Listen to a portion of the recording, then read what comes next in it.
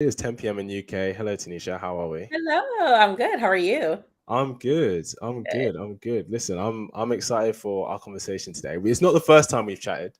It's not the first time we've chatted. But I am looking forward to, what kind of comes up from our conversations. And, see about accepting each other's flaws. Ooh, hot topic. I know. I want to see if I'm trying to see if I can get these 2 seconds, 2 seconds. I want to see if I can see live chat because I can't see it on Restream. So, guys, we're using Restream so we can stream both of our channels at the same time. But I want to see if I can use this right now. It says we're live here. I want to see if I can get there.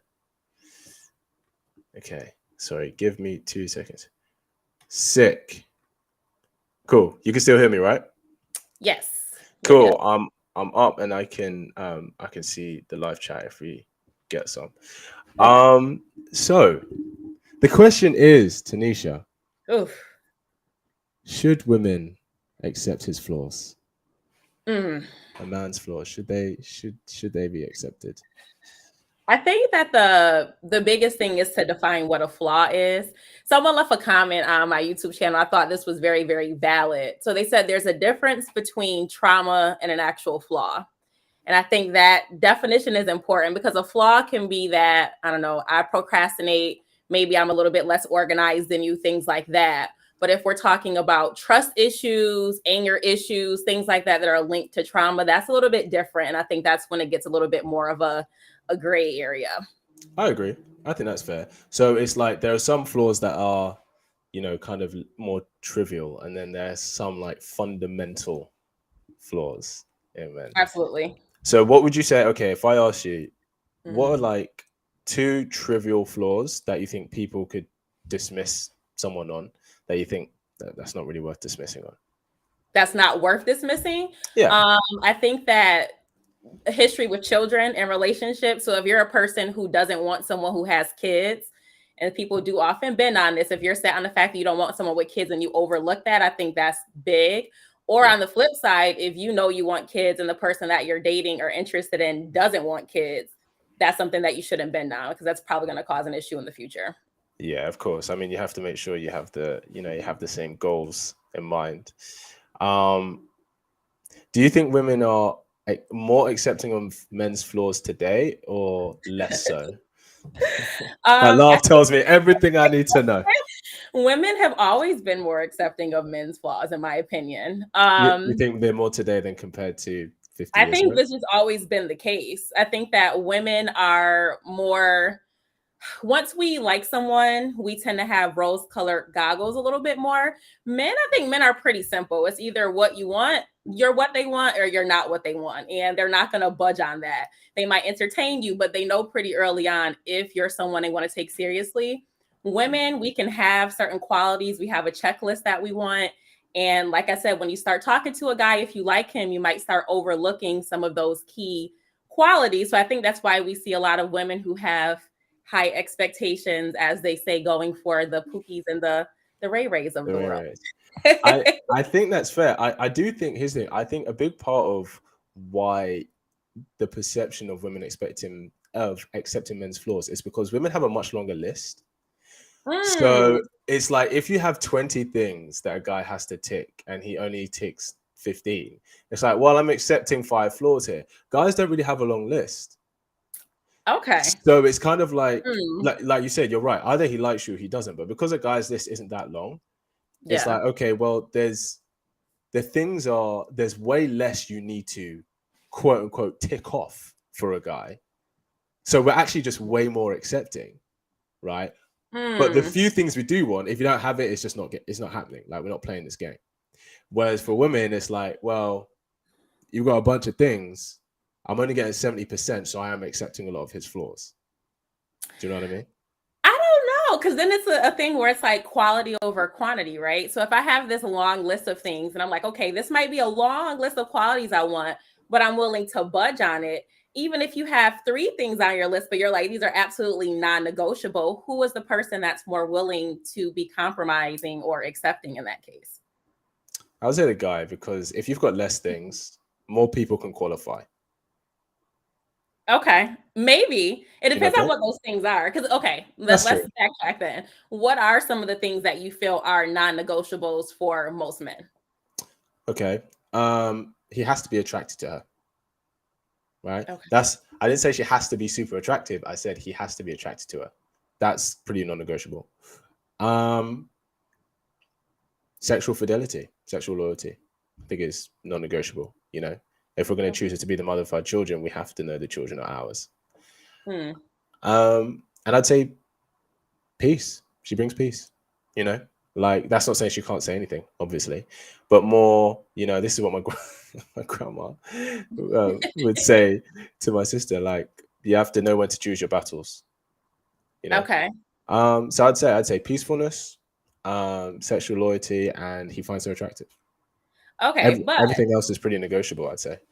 what is peace though? Because I think when you start breaking down peace, then there's a lot of different subsets to that, and it starts opening up more things on the list. So I don't think it's as simple as saying peace. What is that comprised of?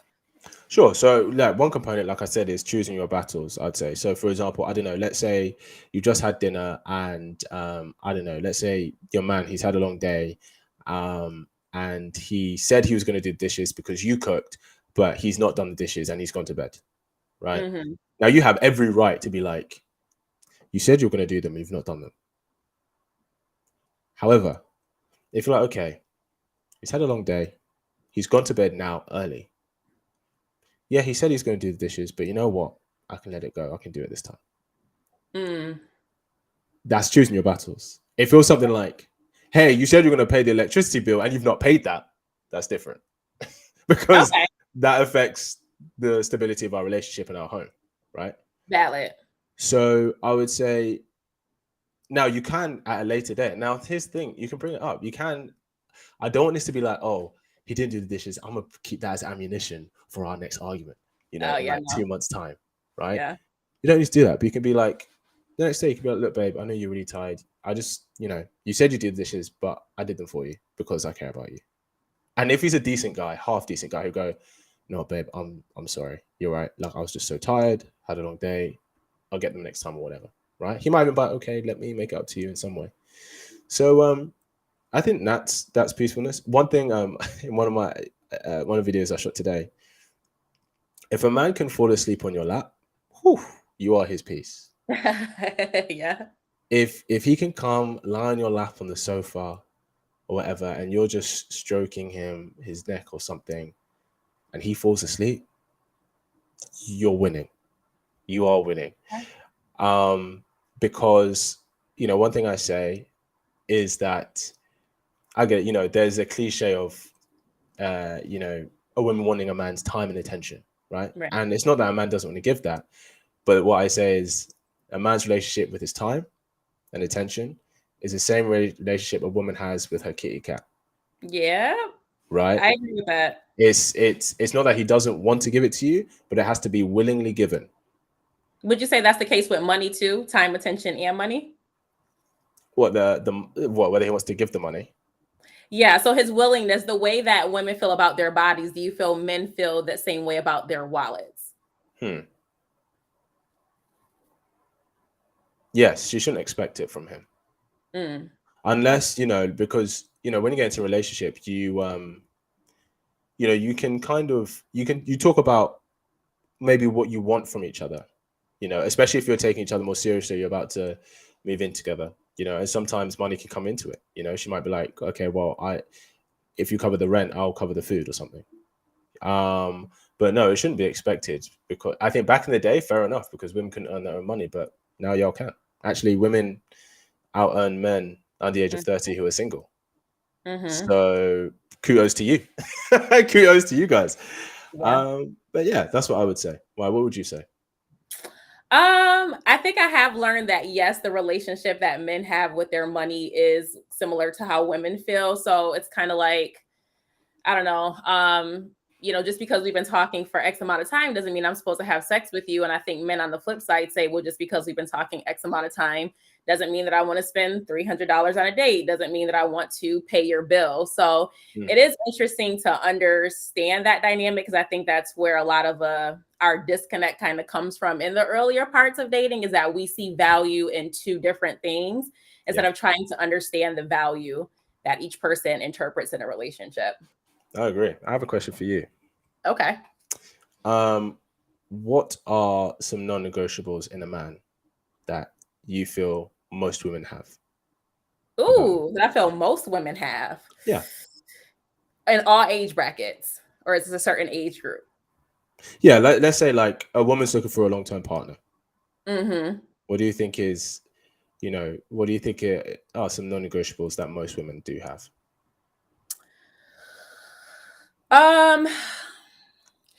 The interesting thing is that I think a lot of the non-negotiables that women have today are things that may or may not impact the long-term success of a relationship. So I think kids is a big one, right?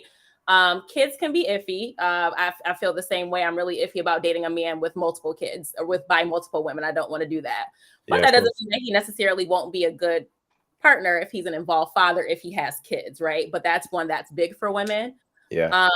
Lack of drive. So someone who is not ambitious in terms of their career and making money, I think common ground across the board. That's the case for all women. Some women want you to make a certain amount of money. Other women don't really care, but they want to see that drive is there. So I feel like that's the most common one. So ambition and drive. Sounds like the main one. Yeah.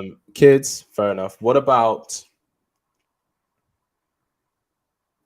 I don't know, I'm trying to think. What about, what's like an arbitrary thing? I mean, height comes up all the time. Height does come up. Yeah. Comes up all the time. But I don't know if I would say that's a non-negotiable, because it varies for women. I have some friends who really like shorter men. Then I have some friends who are like absolutely not dating a shorter man, or it's relative to their height. So if I have a friend who's 5'2", she might date someone who's 5'6", and that's a shorter man. But someone like me who's 5'8", when I look at someone who's 5'6", it's different. So I feel like I don't know if that one is streamlined enough for it to be something that all women would consider a non-negotiable. Is it fair to say most women want a man who's taller than her? Oh, yeah. I would say that. Well, most women, yes. Yeah. I mean, unless she's like, if she's like 6 foot, then she kind of has to, like she has to kind of accept that, okay, maybe most guys she's going to date are going to be smaller than her. True. Yeah. Like I said, the only exception to that with the whole height thing is if he has a lot of money. If a man has money, a lot of these non-negotiables, they become, maybe I can deal with that. Okay. So speaking of accepting men's flaws, do you think the more money a man makes, the more flaws she's willing to accept in him? 1000%, yes. Interesting. Why do you think that is? I mean, women like security, right? Especially if you have a woman who wants a certain type of lifestyle. A lot of women would trade in fidelity, quality time, things of that sort for being able to get materialistic things. Like, how's the saying go? Would you rather cry in a hoopty or a Rolls Royce? I think that mentality is what a lot of women have. That's a very good one. Huh. Yeah. That's true. Okay. So here's the thing, because I would say that for the average man, the more attractive she is, the more things he's willing to tolerate. I think that's true. Unless he is a man that has options. Okay. Because I think the more options you have, the more picky, or I guess the more picky you can afford to be. I don't say picky, but you can afford to dismiss stuff you don't like because you have other options, right? Right. But I guess women always have options. Pretty much. May not be the options they want, but they always have options. Yes, but I think the biggest difference, I could definitely see a man who is more attractive being less tolerant than a woman who is more attractive, because he doesn't have to deal with the fact that he has a biological clock.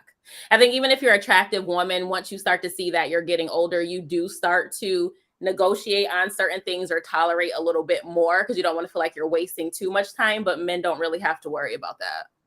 I think that's fair. I guess that depends on the age of the man and the woman. I also think that I think because men are willing to accept more flaws, I think that's also why he's probably more dismissive than a more attractive woman. Because generally, if you have a very attractive woman and she has quite high standards, that means let's say 1 in every 100 guys actually meets that criteria, and she actually gets right. So she's less likely to dismiss him because she's like, I know how hard it was to find a guy who ticks all these boxes. Whereas because guys don't have that his list for boxes, it's like, okay, I have 100 women, 40 of them tick these boxes. So if you're giving me something that I'm not a fan of, there's 39 others I can go to. Does that make sense? That does actually. So are you saying that women, we kind of shoot ourselves in the foot by having so many expectations in comparison to men? I don't say shoot yourself in the foot. It's a double-edged sword. There's pros and cons, and the same for guys. If the higher standards you have, then yes, you'll be dealing consequently with a lot of less. You're not open to men who you feel don't meet those standards, which means you're not kind of wasting your energy or time. But then the byproduct of that is that when you find a man who does meet those standards, he has all the leverage. Okay. Equally with guys, if a guy has, if he doesn't really ask for that much, the pro of that is that, okay, you probably have more women to choose from that you're willing to kind of take and accept, right? But then the con of that is that sometimes it can mean that you're too dismissal and you actually let go of something that actually could have been special for you. Okay. So touching, like kind of expanding on that, because I don't know, this idea of men being more lenient or forgiving or accepting of flaws, I don't know, it's just not resonating with me. You guys can tell me what you think in the comments, but I think what happens is that men are more willing to let go of standards that really don't have a long-term impact. So let's say you want a woman who has a big butt, very shapely, but you meet a woman and she has everything else, you can overlook that. I think that women, we are accepting, but we're just accepting of the wrong thing. So in the woman's perspective, if I want a guy who is super kind and he's thoughtful and all these great internal qualities, but I also want him to look a certain kind of way, I think that women would be more prone to take an attractive guy who doesn't have the internal qualities versus taking a not so attractive guy that possesses all of the internal qualities that they wanted. Why do you think that? Why do you think it's a guy's attractiveness determines whether she'll take it or not? I don't know if I really have an answer for that. I mean, I think I've talked about this in some of my videos before, that I think a lot of modern women, we are pretty superficial and we're not really thinking long-term stability, how this is going to be a great partner versus how they make us feel in the moment. And I guess you can kind of say that ties into men being more logical than emotional. Logically, if you want a partner to last long term, you would think about those other things. But women, because we are because we're more prone to focus on our emotions, I think we focus on the right now. Yeah, I think that's fair to say. I do think that part of it is that women seek more fulfillment from the relationship than men do. I think women ask for more from a relationship, not like as in, it has to make her feel happy and she has to feel like she's growing and she has to feel inspired, all of these things. Whereas for not every guy, but for a lot of guys, it's like, is she attractive? Can I get on with her? Okay. They don't ask for that much, really. Yeah. So I think because it takes it's the whole, and depending on the individual, but the feminine seeks connection, love, and intimacy. So if you have a woman who's very much in her feminine, of course, that's what's going to fulfill her. Do you know what I mean? That's going to be a very significant part. Whereas the masculine tends to, and we all have masculine and feminine traits in us, but the masculine tends to seek direction, freedom, and ambition and purpose. So it's like, if you have a masculine man, he can have the most loving family around him, but if he feels he's kind of aimless and purposeless in life, he's going to feel very unfulfilled. Equally, if you have a woman who her core is naturally feminine, she can have the most flourishing career and lifestyle that she's providing for herself. But if she doesn't have connections, relationships, and love, she's going to feel very unfulfilled. So I think part of that is because I also think that's, part of why, majority of relationships end with the woman leaving, because I think she requires more from the relationship. Okay. Would you say that the way that we are selecting, we being modern women, are selecting our partners is due to the fact that we might be a little bit more masculine in nature than some traditional women have been? As in the guys that you're selecting? Yeah, so to clarify, right? So if we're thinking about the things that define someone who's masculine versus feminine. Yeah. So feminine, a lot of feelings, inner feel good type things, we'll just kind of categorize it as that. Yeah. Masculine would be a lot of the financial leadership type things. So do you feel like women, because we are operating more in masculine energy, we are seeking men who don't truly cater to our feminine side, again, making us feel good, the men who are thoughtful, because we're not balanced when it comes to our masculinity and our femininity, if that makes sense? It does make sense. No, I don't think it's down to that, because even masculine women still seek the same guys that other women want. They still seek the top guys, right? I think a big part of maybe women's not best choices, especially when they're younger, is because we have, compared to our parents, especially compared to our grandparents' generation, we have delayed adulthood. By the time you were 22, 23, you were married and you already had a kid. You didn't have time to be, oh, well, I'll see this person, see how it goes. And if it doesn't work, then cool, I'm out. Right. Whereas now, people are getting married much later, having kids much later. We have extended adolescence, is what I should say. So it means when we're younger, the time in which we feel we can choose partners that have more of a risk long term has been extended. The issue is, while that's been extended, women's biological clock hasn't been extended. So they get to a certain age where they're like, crap, I'm 31 and I'm single, and I had this vision of when I was this age, I'm going to have something. Now I need to hunt down, because ironically, when a woman gets to that point, the very attractive guys who all the other women want, that's the last guy that they want, because they're like, I know this is not good. I've been around here before. I'm not going to get something long-term from this guy. I want a guy who's ready to commit yesterday. Okay. Do you know what I mean? So then other things take priority, like, is he stable? Is he nice? Is he kind? Now, a lot of women will say that they feel that they're settling because their perfect guy has all the quote-unquote alpha qualities, but then has the commitment and stuff. But yeah, I think that's what I would say. Is that fair to say? That is fair to say. I think that's kind of why men get frustrated, because the good guys, kind of what you just described, the women are seeking them later on in life versus going with them when they were younger, when the men were actually going for them. So I think that generates a lot of animosity, where it's like, you didn't want me then, but now that you've had your phase, you've gone through all the bad men, you figured out that wasn't working. Now you're coming for me, and I feel like I'm a second choice. So yes, that does make sense. Let me ask you, do you think, is there an equivalent scenario where you feel like either a guy comes back or a guy makes wrong decisions and then he starts choosing the right one? 1000%.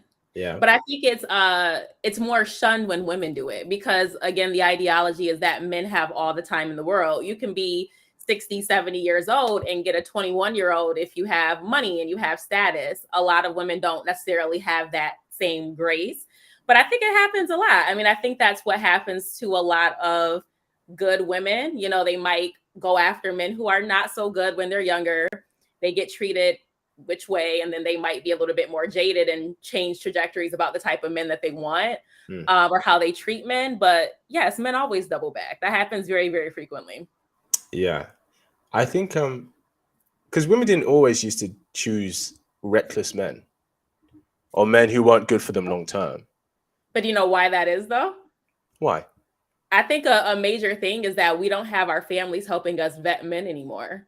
We aren't bringing men to meet our fathers, our family to get their approval. A lot of times you're already dating someone, sleeping with them, situationship, whatever, and then you bring them to your family. It's like we're Yeah, operating backwards. that's very true. So would you recommend to, let's say you have a woman in her mid-20s and she's looking to find a guy to settle down with, would you recommend Mhm. say, okay, before you even start sleeping and get into a relationship, he, I don't know, would you say her father needs to meet this guy and his uncle or something, or what? Ideally, I would say yes, but the problem is that our fathers aren't present as much as they were in the past. So, Yeah, if you're a woman who grew up with a single mother and you don't really have any of those father figures present, then what do you do in that case? Some women are that's lucky very to true. have brothers, or maybe you have uncles who are present, but if you really don't have any men there to help you, it's like, in theory, that's good, but who do they go to? That is very true. That who do they go to? It's funny because I used to feel like I feel like it was women who would teach girls what maybe what guys want, but maybe yeah, it would be the fathers who would vet them. To be fair, Yeah. it would be the fathers. I want to take a shift here, really Okay. quick. Do you want to, Uh, before we move on, do you want to yeah, look at some of the comments? We do have some good ones. So I yeah. think that Let's get them going. Let's see start what comments we responding. got going on. Okay, y'all. You guys are going in on the chat. I love it. We love the interaction. Okay. Yes, I haven't So got one any. that I saw was that when we were talking about money versus sex, right? Yeah, In terms of what men and women value. Someone said, I think it's Kesh. Kesh said men value their money, women don't value their bodies. That's why women give their bodies easier than men will part with their money. How do you feel about that? men value that. You know what? I'm gonna say that's true, and I'll tell you why. Because it is harder to earn good money than it is to have a good body. Mm, You have to work. okay. If you earn good money, you've worked harder than somebody who has good body. Especially if you're young, you don't like for the average person across all ages, right? If you're young, you've not worked for that body, not really. Like if you're a young, attractive woman who's 22 and you have an hourglass figure, you have not worked nearly as hard as the woman who's 42 to get that figure, Right. I agree with right? that. But if you're a man and you're earning 80K plus a year, which for most people don't earn that much, but if you do even get to that much, the steps you've had to take, the promotions you've had to do, the hours you've had to put in, you've had to work a lot harder than a young, attractive, even guy having a good body. So yeah, I think that's true. I think because if everybody started obese and then you got into great shape, that you'd be treating who you choose give your body to a lot more. Like you take a lot more care of Yeah. that. You think a Yeah, part of that is that women don't truly value their youth while they're youthful? I think they do. I think they do value it. I think they're choosing Okay. to spend. I think they're choosing to spend their youth in different areas now. So it's like I don't know. It's like if every woman was given $1 million when they were 18, it's like, okay, you can either use that million to party or you can use it to make an investment. And I just think most are just using it to party Mm-hmm. because they're seeing everybody else doing it. They're like, Yeah. oh, I might do this investment, but I'm seeing all my girlfriends go to Vegas and meet these superstars and stay having this luxurious lifestyle. Do you know what I mean? Mm-hmm. Because if you make an investment like that, like it's the return comes much later. It's delayed gratification. So I don't think it's that they don't.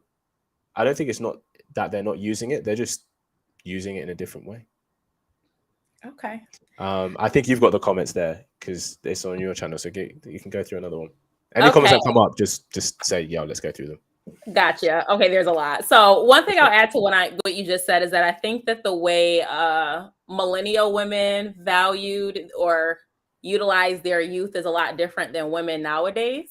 And I think that women nowadays are maximizing their youth and their attractiveness to get materialistic things. In the past, I think a lot of women use it to get married and, you want to build a family earlier. Yeah. But now I think women have realized, like, hey, I can be an OnlyFans girl, or I can take advantage of my youth and attract a baller or a rapper and get my bills paid. So they are valuing it, but just not in the way that we're used to. Yeah, very true. I agree. Okay, so let me see. There were a couple other ones on here too. Yeah. Let me see. That's why a lot of depends on a creative person is more. I think that a masculine man who doesn't feel fulfillment and prospering can't be understanding. Okay. I think that the comments so far, we can come back to those, but there is something that I wanted to say to kind of close out accepting flaws. Yeah. I wanted to know your thoughts on it. Yeah. So if we're talking about accepting flaws, do you feel like that is something that you should expect of your long-term partner? Or do you feel like you should be working on your flaws on your own time and not putting that, I don't want to say baggage, but that baggage or that expectation on another person? That's a great question.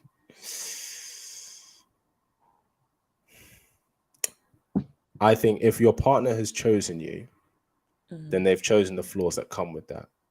But I think it's their responsibility to reflect the areas that you need growth in. But ultimately, it's up to you whether you do it. If there's a flaw that is a deal breaker for your partner, I'm trying to think of a flaw that you would own that would be a deal breaker that you'd only find like a year into a relationship, but I don't know if there is. A year into a relationship. Oof. I don't know if it would take that long, but let's throw something out there like trust issues. Okay. Well, if you have trust issues, and how are you going to enter a relationship when you have trust issues? A lot of people enter a relationship with trust issues. Yeah, I know, right? But it's like, well, so here's the thing. If you're aware of it and you have trust issues and you're saying, okay, I recognize that this is not conducive to my relationship that I'm entering into, then you have to be actively working on it. Otherwise, you are going to sabotage your relationship. Yeah, and that's kind of what I'm getting at. So I had this conversation with someone, was a woman the other day. Yes. And her perspective, we were actually talking about insecurity, which I think is another good one too. Yeah. She was saying that, insecurity, that's something that when you meet the right person, they'll understand that you're insecure and they'll work with you. I don't know if I'm unforgiving, but I think that when you're single, that's all the stuff that you should be working on. If you have insecurities, that is your job. We talk about intentionally dating. I don't think that people talk about intentionally being single. That is your time frame to work on yourself. You learn from your past experiences. But I think what happens a lot of the time, people see being single as their YOLO, live your best life type of phase. Like, what do you think people do? If they had a really, really bad breakup, right? Yes. What is a common thing that you see people do when they become single? Oh, they go out and do all the foolishness. Right. They have a whole phase, right? They have a phase, like, exactly, reflecting on, okay, this relationship, it didn't work for these reasons. I could have improved in this. You are kind of pushing that work to the side. You're not doing the shadow work, focusing on the dark things. Yeah. And you're just kind of substituting that with sex and being reckless. And then people hop into another relationship. So when did you have that time to reflect? That's very true. Here's what I'd say. If you're aware of your insecurities, because sometimes there'll be some insecurities you're not aware of until you enter a relationship. Yes. So if you're not aware, then you're not aware, and you can only find that out when you do find that out. You hope that you have the level of emotional maturity and awareness to grow on that. If you're what I can't stand is when people go, oh, I know I'm insecure on this, but I'm not going to do anything for it, and you have to accommodate for it. Yes, major problem. That's on both sides, but like you can't. I think that is, it's selfish, and it's narcissistic. I'll be honest. Like, how can you say, oh, I'm aware that this is an area that I need to grow in, but you have to compromise yourself because I'm not willing to do the work yet? Nah. That's exactly. I agree. So with that being said, then how do you determine what flaws you're willing to tolerate from someone? It's a very, very good question. I always say you have three non-negotiables. Okay. Everything else you have to be flexible on. And when I say flexible, that's not me saying, I don't know, let's say if one of your non-negotiables, or if something that wasn't a non-negotiable was like has to have a great body, right? I'm not saying, that might not be one of your non-negotiables. I'm not saying that, okay, you have to accept for him to, you know, get completely obese and not even work on himself or whatever, right? But Hmm. that's something you have to be flexible, as in, okay, he's not there right now, and he doesn't have to be there, but it's okay to be like, I would like him to get there. Right. Do you know what I mean? So you have to be flexible in that sense. What flaws? Anything that's not conducive to a long-term relationship. So, anything. So I'd say anything, any flaws to do with appearance is not. It's not like that's silly. Just chuck that out. Like if you're like, oh, but he doesn't have straight teeth, or he's losing hair. Like, nah, because at the end of the day, if you're growing old, you're both going to be losing hair. Do you know what I Okay. mean? That's like a silly non-negotiable. Or not. Sorry. A question. I'm sorry. Go on. Interrupt you. Is that the case for men and women? It's a good question.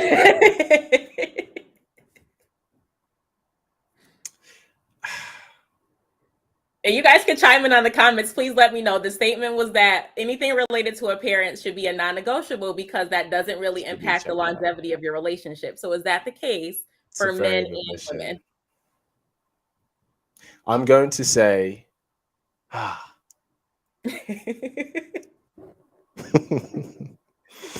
going to okay. I think it's different. Okay. And the reason I think it's different is because a woman can meet a man she's not physically attracted to, but then build attraction to him. That does not happen the other way around. A man's not going to meet a girl and be like, I'm not attracted to her. Gets to know her and goes, now I'm attracted to her. Rarely happens. Rarely. Okay. But you think that happens for women? You said it yourself. You said if he makes more money, she'll go there. That's valid. That is very, very true. Yes. I'm sorry, with all due respect, you don't know who Susan Boyle is, do you? Say that again. You don't know who Susan Boyle is, do you? No, who is that? Oh, okay. Well, I hate doing this because everyone uses her as an example, but I'm going to say it. Lizzo. I don't care how much she makes. I don't care. Don't do Lizzo like that. I know. She's an incredibly talented person. She's just not my type. Right. So whereas, listen, you've seen Mark Zuckerberg. If he was working at B&Q, ain't no one checking for him. But because he's Mark Zuckerberg, everyone's checking for him. You could be a 5 with potential as long as you got a little bit of money. Listen, any 5 with over $1 million net worth and a blue check mark is no longer a 5. They're a minimum 8 at that point. Okay, that's fair. That's fair. So in regards to appearance, I guess I was saying that for women, and mainly because the attraction to your partner is important. But the reason I was saying with appearance is more specific to women is because the attraction can come from other areas, can grow from other areas. For guys, it's generally not the case. Okay. But I would say, like I said, I'd say the same for guys to a certain extent, in the sense of she doesn't have to be the most attractive girl you've ever been with, but as long as she's someone that you want to get physical with, which is important to men, then it was important to women too. But ultimately, the attraction is there, is what I'm saying. Okay, that's fair. Yeah. I know you said a while back that you wanted to switch gears. So what were you thinking? I did. I wanted, because I've seen, obviously, I like watching your content. You've got great content. You took a shift, well, I say recently, I guess in the recent maybe 6 to 9 months, about dating with intention and using sex more wisely. Yes. So talk to us about that. Oh goodness. So I actually have been dating Any more guy interested in you now, he's like, fuck, I missed my chance. I have been dating, and it's been a very, very eye-opening experience because I think that dating from the headspace that I'm in now really illuminated the fact that I was very unintentional about the way that I dated before. Yeah. And I think that a huge overarching theme is vetting. Women do not vet enough. I think that we go out on dates, we're not necessarily asking the right questions, and I don't think that you can date intentionally if you don't have a vetting process. So I definitely used to be a girl who would accept a date if I just wanted to go get something to eat. I have been there before, right? You just want to get out the house. And it's like the complete opposite now, where it's like I use my time more wisely. If I don't see this as a person who I can be in a long-term relationship with, and there's no point in me going out on a date with you. Okay. So what facilitated this shift in you? I mean, I think you get to a certain point in your life where you realize that stuff just isn't working. That realization for me happened about 3 years ago. And then I went through a period where I just didn't date anybody, like just did a lot of reflection. What do I need to fix? I had a lot of things that I had to work on. And then now I'm like getting myself out there. Yeah. And so I think just learning from past mistakes, you can't keep doing the same thing and expect different results. That's very, very true. So how has that affected the kind of men that you're choosing to actually give your time to now? I think that I would definitely say higher quality men. The men who I have encountered, they're doing pretty well for themselves. They have solid careers. They're not, as I said before, the Pookies and the Ray Rays of the world. I've had that phase. I'm past that point. And Yeah. so it is higher quality men for sure. But I think it's also the way that you see yourself definitely impacts the men that you attract. So I think that for women who are struggling with getting low quality men, something internal isn't right. You might have some low quality or low value attributes that are attracting those men. I think that's really fair. What does high quality look like? Does that mean, oh, he's more attractive? Does that mean he's more stable? Does that mean he's more intelligent? Does that mean he's older, more experienced? What does high quality look like to you? It's so interesting. I'm probably gonna shoot myself in the foot by saying this, but I feel like high quality doesn't necessarily mean that they are more attractive. That's a plus. But honestly, I feel like the men who I used to date in the past are probably conventionally more. Ooh, let me pause before I say that. Whoa!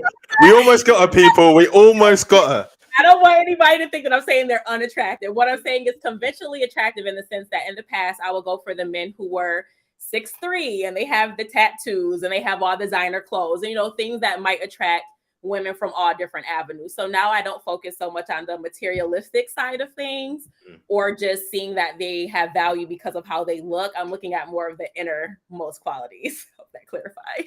But to answer your question, definitely driven. I think I do like older men, more mature. They know what they want. They're not still figuring out if they want commitment. They're also very intentional about what they want. Someone who I think can protect me. So very masculine energy. If we're out and there's a conflict, I'm not worried about being the person who has to speak up. You can defend my honor. Someone who's family oriented. So more of those sort of qualities, I think, tie into being a high value man. Yeah, I would say I agree. What about your relationship with sex? Has that changed? Yes, it has. This might be an unpopular opinion, but I think that when you are dating, you will have the highest success if you don't have sex with anybody. If you have a rotation, meaning that you're going out on dates with multiple different men, you 1000% should not be having sex with any of them. Interesting. Why do you say that? Because I think it's going to skew your perception. With women, what happens a lot is once we have sex with someone, the oxytocin kicks in and starts kind of putting on those rose-colored goggles that we talked about, and we start seeing men for the idea of how we see them versus the reality of who they are. Yes, I think people definitely fall in love with the idea of someone. Absolutely. I think women do that more often than men, but that is detrimental to us every single time. So how is that affected when you met someone? You don't have to disclose anything you don't want to. But how has that affected, like, for example, would you say waiting longer to have sex? How has that affected? Have you had it where a guy started dating you and he was like, yo, it's been like 2 months, I'm out. Like, how has that affected your dating experience by waiting? Yeah, so I have had situations like that. It's funny because I had a situation with a guy who is kind of what I described before. So tall, has a lot of money, has all that stuff. And so he attracted a lot of women.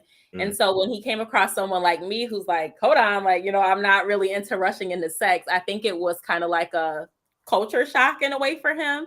And so I think that depending on the man, you'll get a different result. There's some men who can respect it, but then there's other men who are so fixated on them being the prize, and they have such a large ego that they can't handle that. It's like a form of rejection to them. Yeah, I think there's two things that can be at play. I think there's one that if a girl doesn't show physical intimacy with him within a certain time, he's like, okay, she's just using me for my time and attention. She's not actually that into me. Because I'll be honest, I've done that before, where like I was dating a girl and it didn't go anywhere physical for over a certain period of time. I was a bit like, she's just not that into me, and that's okay. Do you know what I mean?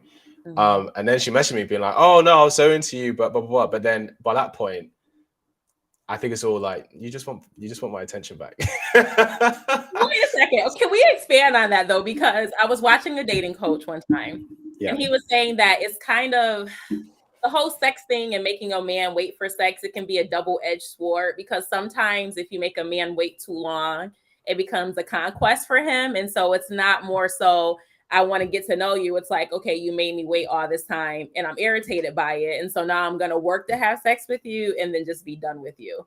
So I guess with that being said, why do men see waiting for sex, or a woman wanting to wait for sex, as a bad thing?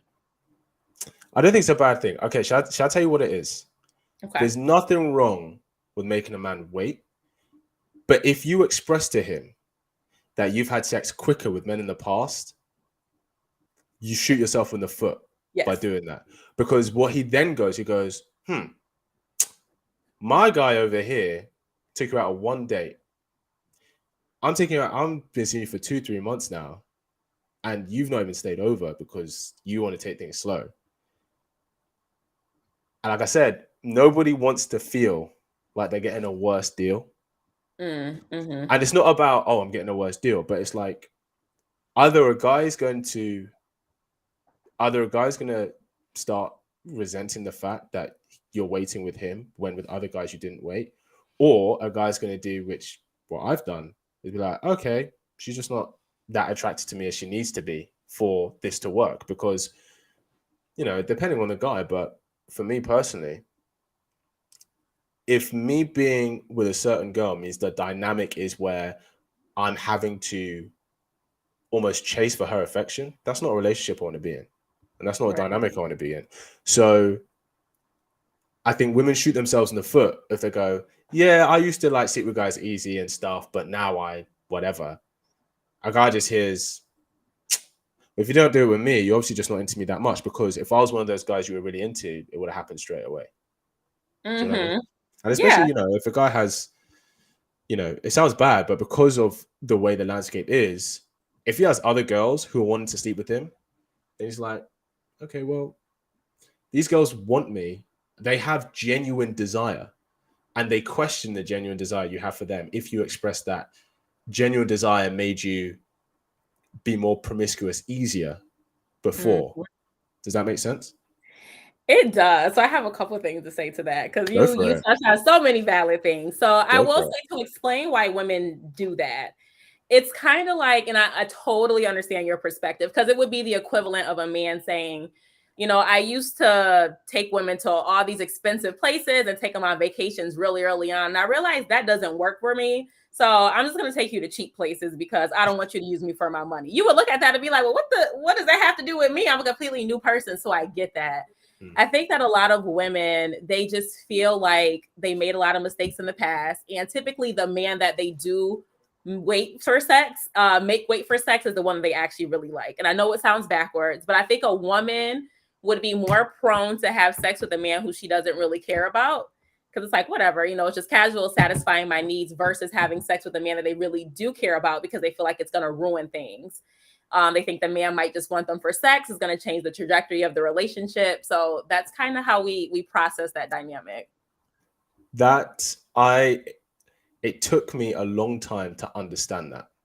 When I say understand that, as in to understand the logic behind it. And it's a reflection of how different men and women see sex. Because men see sexual intimacy as the prize.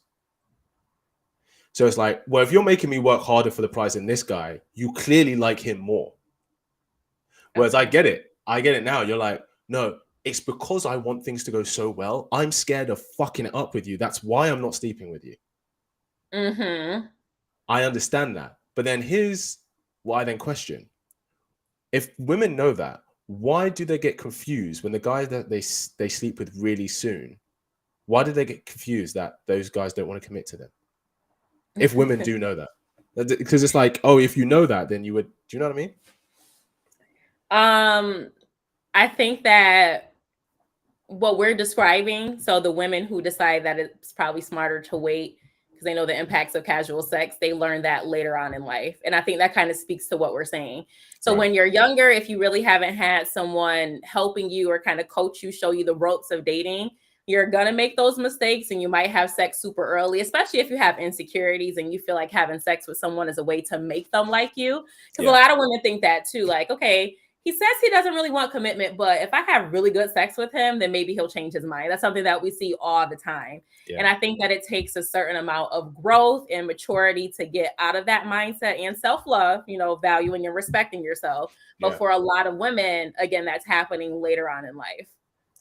Yeah, I think that's fair. So it's two separate group of women who are operating in that sense. The one who knows to wait has already had that experience, essentially, is what you're saying. I had something off that. I can't remember. Should you look at some of the comments? What are we saying? Yes, I do have a comment that I want to expand on. So we have a comment from Absolute. And they said, let me go back here because it's moving. We're getting a lot. 1 second. That's all right. Okay. Reality flaws. Oh my God, where'd the comment go? Bear with me because I was looking at it this whole time and I'm like, I really want to respond to this. Oh, yes. Okay. So Absolute said women should never be discussing their previous sexual relationships with men. That's the wrongest thing to ever do. And I would have to agree with that. So that's actually one of the things that I learned with dating. I think that women have a really, really bad habit of oversharing. No, certain things, like you don't have to say all the details. You can say things that will definitely impact how your relationship might go. And you can say things that might help the person make an informed decision about you. But I think we go into way too much detail. Way too much. We focus on the past and it shoots us in the foot every time. Why do you think that's something women do? Why do you think women tend to really overshare in that part of their history? I think a lot of that ties into us being emotional. And I think that for women more than men, sex is tied to emotion. And so if someone doesn't really have emotional intelligence, meaning they understand their emotions, they can convey their emotions to someone else in a healthy way. It's kind of like word vomit in a sense, where it's like, I'm sharing my emotions with you and I want to do this because I want us to have an emotional connection, but you're not doing it in a healthy way. Yeah, I think it's I think if women understand that for a man, if you're a woman that he's taking seriously, men are very sexually territorial a lot of the time. So even though it's your past and it's already happened, he doesn't want to hear it. He doesn't want to hear the details. He might be like, oh, you tell me about your dating experience and what you've learned. And that's cool. If the story is relating to part of your growth, I think I understand that. But like you said, that you're showing the details and stuff, because all that does, it just makes him picture you having sex with another man. And he always imagines a man that is better than him every time. Is that why men have an issue with women having a high body count, or do you feel it's more layered than that? I think that's part. I think that's one of the reasons. Yeah, if a woman has a very high body count, Hmm. a guy will think, well, if she's been with 50 guys, the chance that I'm top is quite small. Okay. And we all want to feel that we're the best that anyone's ever had, even if we know it's not really true. We want to feel that it is. Do you know what I mean? Okay. So I think that is one of the reasons. Yeah, guys have insecurities about that. You know, Okay. So then I especially have if, another question. Oh, sorry. Continue, please. Go ahead. well, no, I mean, one thing I was going to say is that as a common thing is that you know, a very common insecurity in guys is their dick size. If they think you've been with 50 guys, like out of those 50, one of them's going to be a mammoth, and I'm not a mammoth. So, Whoa, not a mammoth. you know what I mean? So yeah, but what was your question? Okay. So since we're talking about oversharing, Hmm. this is like where I think women are confused and we feel like we get conflicted messaging because it's also seen as a bad thing if women don't share their number of sexual partners. So, what is the proper way to approach disclosing your sexual past so that it's not seen as you oversharing and will eventually cause you to shoot yourself in the foot? I hear that. In regards to sharing how many, Mm-hmm. there is no right answer. Zero. Because if it's too low, he's not going to believe you a lot of the time. In this day and age, most guys would be like, you're 28, you've only slept with 3 guys. That's cap. We had sex within the first month. Like, do you know what Yeah. I mean? If it's really high, then he might be like, oh, I don't know. It's going to play a part. In regard, here's the thing. I would say, in regarding sharing sexual experiences, if it's related to like your personal growth, maybe your emotional growth, if it's related to growth that is going to make the current relationship better, I think it's good to share.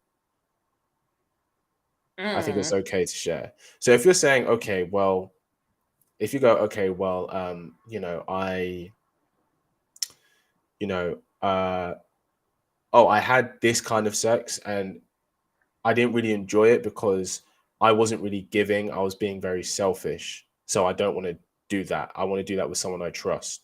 Then the guy goes, oh, cool. This is a guy I can trust. But if Okay. you're like, yeah, me and my girlfriends, we had this wild orgy. It was like the best summer ever. How is that Mm. conducive to the relationship you want to build with him? Like, he's just imagining you taking multiple guys at the same time. Mm. So I think any sexual history that contributes to the growth that's going to help your current relationship, I think that's absolutely perfect to share. If a guy's like, I'll be honest, if a guy's like, oh, don't share any sexual history with me whatsoever, I'm like, okay, he's got an insecurity about that. That's kind of on him. Because realistically, like, this is 2022, we're all adults. Like, most Mhm. people are going to have a sexual past. You may not want to hear it, and a guy might be like, look, I appreciate you have a sexual past, I just don't care to hear it. you know that might be the Maybe thing. that's fair. Do you feel like that's a sign of insecurity where he says he doesn't want to hear it? Or is that a sign of maturity to say, I understand that you have a past. I don't need to hear about it. So, like Brian said in the comments, as long as you can say, I don't have any children, I don't have any diseases, that's the main thing that I care about. Yeah, I think that's fair. I think if a guy says, I understand you have it, but I don't need to hear it, I think he's acknowledging that, look, I want to continue to see you in a good light, and I don't want something that isn't actually necessary to kind of taint my view of you. Mm-hmm. So it's like, because women say all the time, like, oh, well, how many guys I've been with shouldn't matter to guys and how they see it. And I agree, it shouldn't, but it does. It shouldn't, but it does. So if a guy goes, okay, on the off chance there's something in there that could affect how I see you, I'd rather just not hear it, because actually it's irrelevant, because what's happened. So I think it has good awareness, really. And I don't think it's specific to guys, because I've had it with girls, been like, I know you've been with a bunch of girls, but I don't want to hear about it. Okay. So That's fair. yeah. What do you think about sharing? Let me rephrase this. How do you feel about men asking women sexual questions early on in the dating process? Is that a red flag if I'm on a first date or a second date with someone and they start asking me questions about sex? What kind of questions? Um, the one valid question, so I'll start with this, is I think it is okay to ask how important is sex in a relationship, because I think that's something that can definitely impact you. So that's valid. I'll answer that. Yeah. But when it starts coming to questions about what's the craziest experience you've had, what are some of your sexual turnouts, so things that are a little bit more intimate, do you feel like that's a sign of a man who only wants a woman for sexual reasons? If he asked that on the first date, it's difficult because a first date you could spend 2 hours together or you could spend the whole day together. I know most people don't, but I've had a first date where I spent like 10 hours with her. To be fair, I don't think we talked about that, to be fair. I think, okay, what I would say is this. If he is directing the conversation to a sexual one, that is a red flag. But if it comes up naturally, and because some people are open to sharing straight away on the first date, you know, because they're quite comfortable in that sense. And some people, sex is way more intimate to them. So they're like, I don't really know you or trust you that well to share that kind of stuff. So I think that's where it's kind of on the individual. But if we're talking about a red flag to look out for, is if a guy directs the conversation to sex, where it's like, you've just finished talking about you celebrating your grandma's birthday, and he's like, so what's your favorite position? Like, bruh, like there's no connection. Like, clearly one thing is on your mind. So that's what I would say. I would say there's nothing wrong with sharing on the first date because it depends on the individual. But if he's directing it to sexual nature, then that should be a red flag. Yeah. Okay. Absolute said that men should save sexual questions for 3 dates and beyond. Unless women ask, don't bring it up. You're gonna look like a horn dog. I agree. I do agree with that. I wholeheartedly agree. Let me ask you something. Have you, using sex more wisely now, what, I don't want to say rules, but what are behaviors you apply now to sex for you in regards to when you have sex with a guy compared to maybe before? I think that I think commitment is a big thing for me. And I say that because then I know some men will say, I don't want to commit to someone without knowing how good the sex is. Get that. But there have been situations in the past where I would talk to someone for a while and it looked like we were going in the direction of a relationship, and then I'd have sex with them. And that quickly turned into situationship because they got comfortable, right? So they already have sex. Why do I need to commit at this point? And so for me, I think that having that level of commitment with someone first is important. Because for me, I don't want sex to be the main thing in a relationship. It's important, right? So it definitely is an important part. I'm not going to be unrealistic and say that it isn't. But for me, it's like the icing on the cake, the dessert. It shouldn't be the entree. And I think that a lot of people are approaching it from an entree perspective. And so I avoid men who are like that. Okay, I hear that. Do you think, and it's a genuine question, do you think that by today's kind of standards, do you think that most people are going to be reasonably accepting of entering a relationship without having sex with the person first?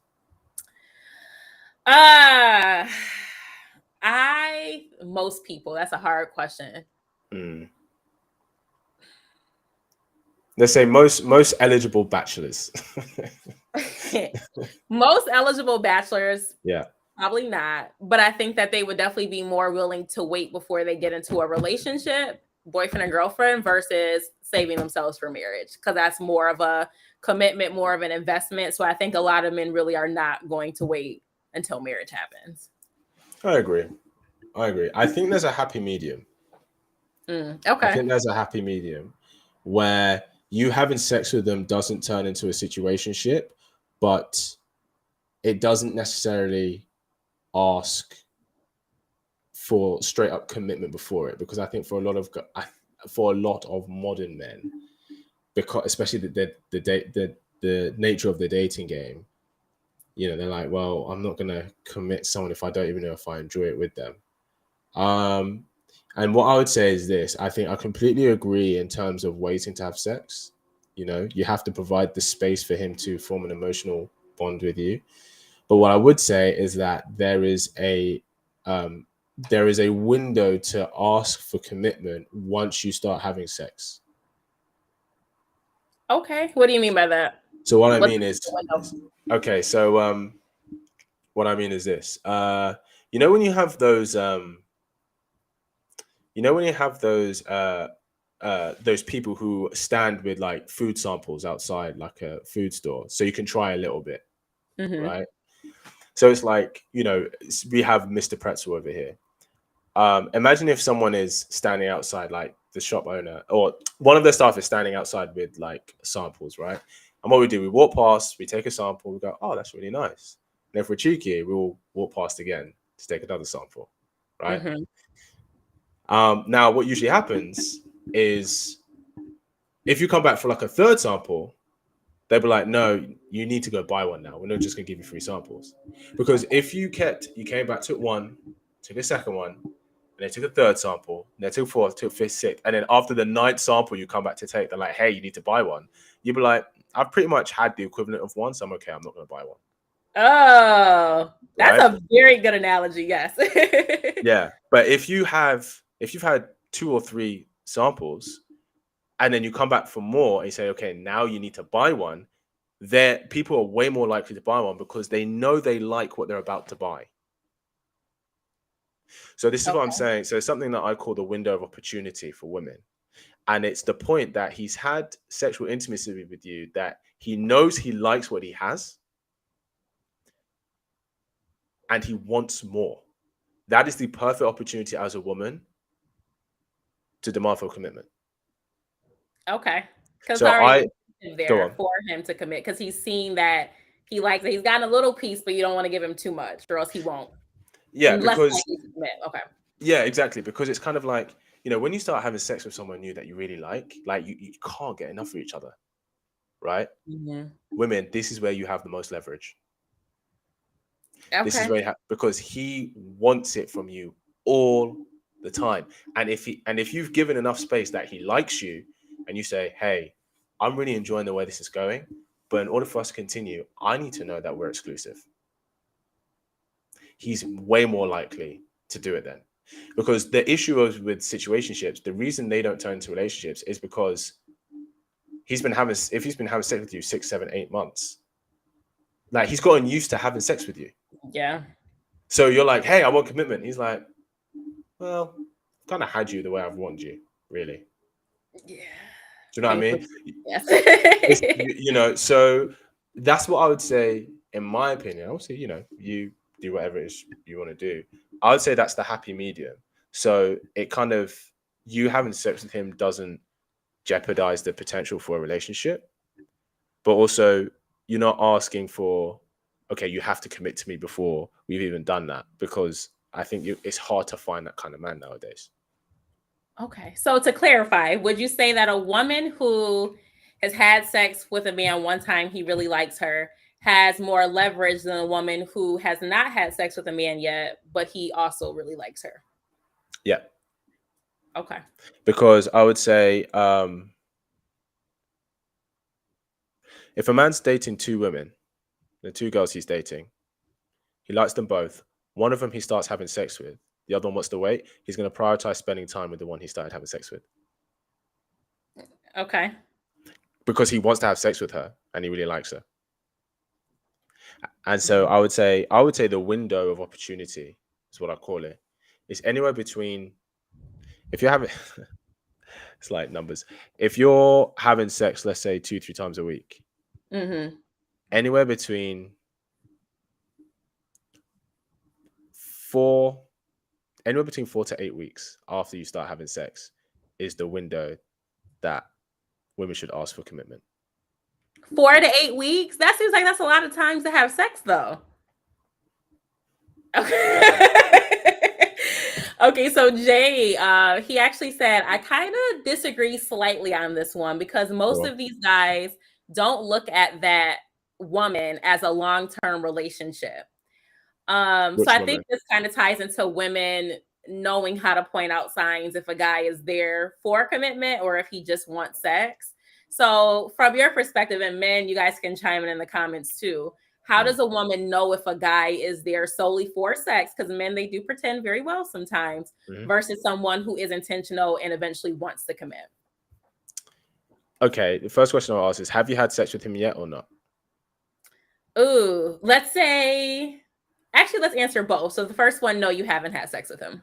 Okay, if you haven't had sex with him,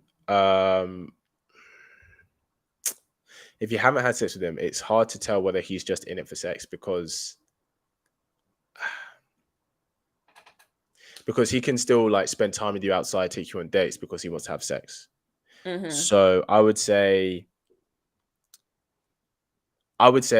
that's more about how long is he willing to invest in without having sex. So if he's just in it for sex and you've been on 3 dates and then after 3 or 4 dates he's like, I'm not having sex with this girl, I'm gonna dip because I'm not gonna get it easy from her, then at that point he's kind of gone. So you kind of get your answer.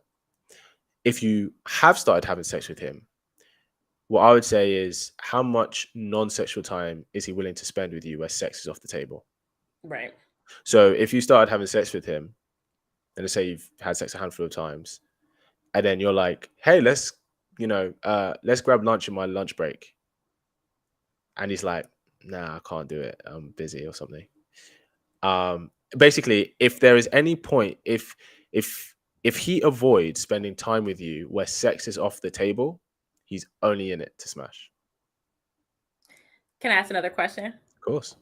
Do you differentiate the time that you guys spend by being alone together in a house versus in public? Because there are some men who you can come over, you guys can watch Netflix, you guys have a really great friendship Nope. and all this stuff, but you have sex. But you're saying that if he doesn't want to take you out on official dates, then that's how you would know. Yeah, so coming over and this is hard, right? And this is what I do with my clients, right? It's hard because you're like, oh, but we watched a movie, we played board games, and then we had sex. Like, that's non-sexual time, isn't it? No, it's not, because sex was on the table. Okay. It's when sex is off the table and he's willing to spend time with you. That's real investment.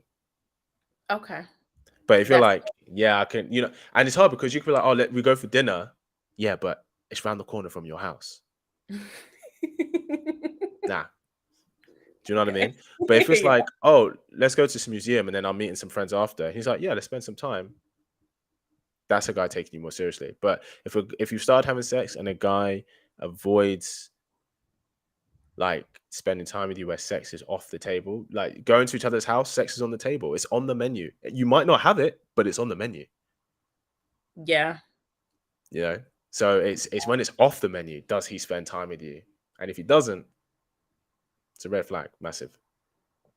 Because guys won't do that if they're just looking at her for sex. They won't do it. What if he's having sex with other women while he's waiting for the woman to give sex? Do you feel like that can be a little bit confusing and blur the lines? Because he might be a little bit more patient because he's getting it from somewhere else. He might be patient in terms of how long he's willing to invest in having sex with her. That's very true. Yeah, because he's not desperate. And that's the thing. For guys, like, for a lot of women, especially if she's attractive, and a lot of women are used to guys trying to have sex with her very quickly. If he's not, that makes her go, oh, why not? Yeah. Does he? Why can he be so sexually controlled about it? Does he not want me? That almost kind of makes women want him more, ironically. So I would say if he's having sex with other women, yeah, I said earlier about, oh, after maybe 3 or 4 dates, he might just dip because he's like, we're not having it. That may be prolonged. That is true. If he's having sex with other women. In which case I would say it's hard to tell, because if that's the case, then it's only when you start having sex can you really see, like I said, does he spend non-sexual time with you? Is he willing to do that? Okay. So Absolute says if a man likes you, he's not going to keep entertaining the other women for long. So, with that being said, do you think that if a guy, again, he's waiting for you, but to pass the time, fulfill his needs, he's having sex with other women, is that a sign if that happens for a while that he's not really that interested in you? Depends. When do you start having sex with him? Let's say it's going on month two, 2.5 to 3 months. You're entering that bracket and sex still hasn't happened, but he's still dealing with other women sexually on the side. Um, no, I disagree. A guy can because a guy's investment isn't in his sexual time; it's in his non-sexual time. And because guys can separate emotions from sex very easy, if he's not having sex with you, he might be like, "Well, I have needs, like you said, so I'm gonna go elsewhere." Hmm. But he may really, really like you because if he's spending non-sexual time with, actually, it's the girl he spends non-sexual time with is the one that he likes. Okay. Um, and because guys like sexual variety a lot of the time, if he's a guy who can get that, I always say this: unless you're in a committed relationship or you've had the exclusive conversation, always assume that he's dating other women because he probably is. Okay. Yeah. Do you feel like that happens in the reverse? So if you haven't had that conversation with a woman, do men assume that women are having sex with other men or dating other men? I think men assume that guys are always trying to date her. But I think the truth is, I think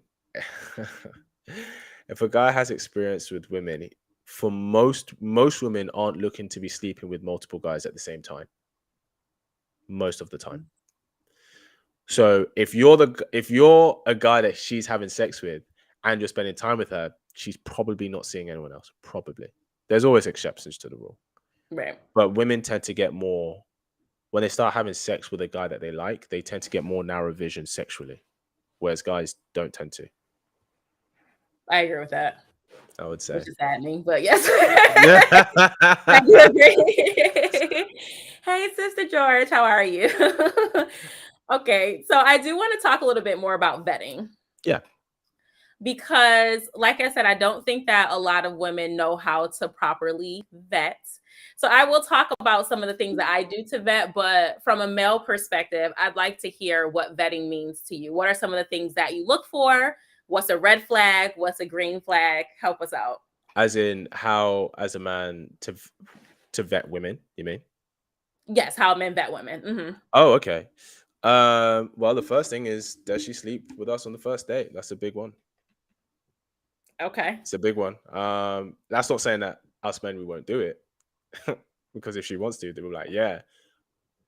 But mm, that more puts her into this is a short-term thing, not a long-term thing. Okay. More often than not. This is where I think women get mixed messages because if we go back to the conversation we were having about men waiting, like you don't want to wait if men had to wait in the past. I've had a conversation with men before, and Mhm. they'll say, if a guy likes you, it doesn't matter if you guys had sex on the first date. If his intent was to get to know you for commitment, he's going to still focus on that. If you see that he changes up, it means that that was never his intention. Do you disagree with that then? So if a guy was originally looking at a woman for the possibility of commitment and she smashes on the first date, does that change your mind? It may not be a deal breaker, but it definitely is a big factor.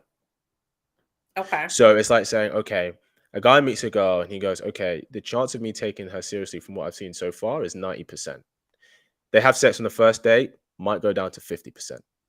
May still happen, but it does impact it. It does impact it, especially if he is a man that has options.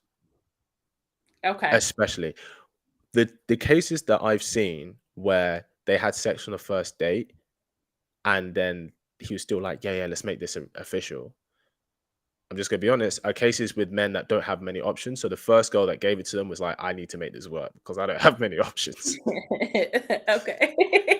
Does that make sense? Yes, it does. So, and there are exceptions. Like, yeah, there are some. It's not saying it's impossible for a guy to take a woman seriously if they sleep together on the first date. I'm not saying it's impossible, but it does. It does make him less likely to. That is true. Okay. I would say. Okay. What else? what else is another way to vet? I guess it depends what a guy wants. Personally, for me, I'm very attracted to emotional intelligence and emotional maturity. So a girl that plays emotional games, like I don't know, like if something's wrong and I ask, hey, what's wrong? Like you know, I feel like you've energy shifted. She's like, no, I'm fine. And I'll be like, are you sure? I'll ask again, and it's fine. If it's not at that point, I'm like, you're a grown adult. I'm gonna trust your word. If you say it's fine, I'm just reading it wrong. But then if you're like, you see, I wasn't okay, I'm like, I asked you twice. I'm not here to play games. I don't have time. I don't That's have fair. time. What's another thing? Like I said, men's list isn't that long. Like it's really not that long. We're not that picky in comparison. If she's cheated, whoo, never. If she's Never. ever cheated in her past relationships, or you're saying Nope. so? Not for me. Absolutely no. Absolutely no. Really? Yeah. Why? You don't think that people can change? Oh, people can change, but I don't have to play that risk with you. I feel that. Nah, Yeah. because I was saying this to I said this in my videos recently. A man's worst nightmare is to invest, marry in a woman, have kids with her, and find out the kids aren't his. That is a man's worst nightmare. So anything that can contribute to minimizing that risk as much as possible based on the woman he chooses is important. A woman cheating? Nah, not doing it. I'm not doing it personally. I'll never say never. That's a massive red flag for me. If I'm going to take it seriously. Like if a woman's like, yeah, I've cheated before. If she's cheated more than once, there is zero chance of me taking it seriously. Zero. Zero. If she When you cheated say once, more than once, I just want to clarify: different partners, or can it be she slept with the same person but slept with that person more than once, so it wasn't a single interaction where she cheated? I was talking different relationships. If she cheated in more than one relationships, Gotcha. nah, guys, nah, no. And I could say the same for women, but women seem to be more accepting of that because I think maybe they look for other things. I don't know. What else would I say? How she speaks about men. Yes. Ask fellas watching. If there's a girl you're taking seriously, ask how she feels about men. And what she says will be very telling. Because if she's like, men are trash, they got shit going on, blah, blah, blah. It's like, oh, you have to be the guy to change her mind to give you a chance. Not worth your time. Nah. Because there's a woman out there who's just as nice, just as kind, just as attractive, who's like, yeah, some men are shit, but there's some good men too, and I want to find that good man. That's what I would say. I think those are the main things for me. Why? Anything surprise or anything that I've not mentioned that you're like, well? So I'm glad that you touched on how she views men, because I think that's a huge one for me as well. So in general, how men speak about women, but also how they speak about their exes or their past relationships. So if I'm asking you questions about what went wrong, or what do you think you could have done better, and it's a lot of finger pointing, it was them, it never was you, then that lets me know that you lack accountability. So you can kind of look at that to say, okay, this person hasn't grown. So if we have issues, they're probably not going to be able to take accountability. Yeah, no, that's very true. Oh, there is one. Okay. There is one more. And this isn't a deal breaker, but it is something that men have started to look at. And it's her social media. Oh, yeah. If she posts a lot of thirst trappy stuff, it's a red flag. Because it means because as a man, as a single man, is it a red flag? It's a small red flag because you, as one individual, you will never match the validation she gets from the thousands of users online. Never. Yeah. You won't do it. Yep. Now here's the thing. I wouldn't call it a deal breaker. I definitely wouldn't call it close to a deal breaker. Because everybody posts stuff on social media and everybody wants validation. That's why they post, guys included. So it'd be a bit hypocritical to be like, she posts for validation. Well, if you have a social media, bro, so do you, realistically. Chef's kiss. Thank you for acknowledging that. Yes. Oh, yeah, it's true. But I think if that is all her social media is, I think it's a little bit concerning. I won't lie, it's a little bit concerning. But then, like I said, it's hard because if you're very attractive, if you've worked to be very attractive, you want to show it off. I get it. You want to show it off. But yeah, I'd say that's just something that more men tend to think about. I'm just being honest. That's valid. I mean, I judge people on their social media too. And I recently got pushback from this, right? Go on. So my perspective is like, I like to see how people think. So this probably ties more to Facebook, maybe some other platforms, but Facebook tends to be more discussion based. If I see a lot of ignorance or, very one-sided belief, someone who's very biased, for me, I'm like, that's someone that I don't even want to deal with. And some people have the perspective that their social media personality is not the same as their personality. But that way of thinking in itself to me is a red flag, because that means you don't understand the importance of reputation. You cannot be someone who dates me and feels like you can say whatever you want on social media. There's no consequences, and that's not a reflection of you. Why would you do that? I think people often underestimate the importance of reputation. That's so true. That is so true.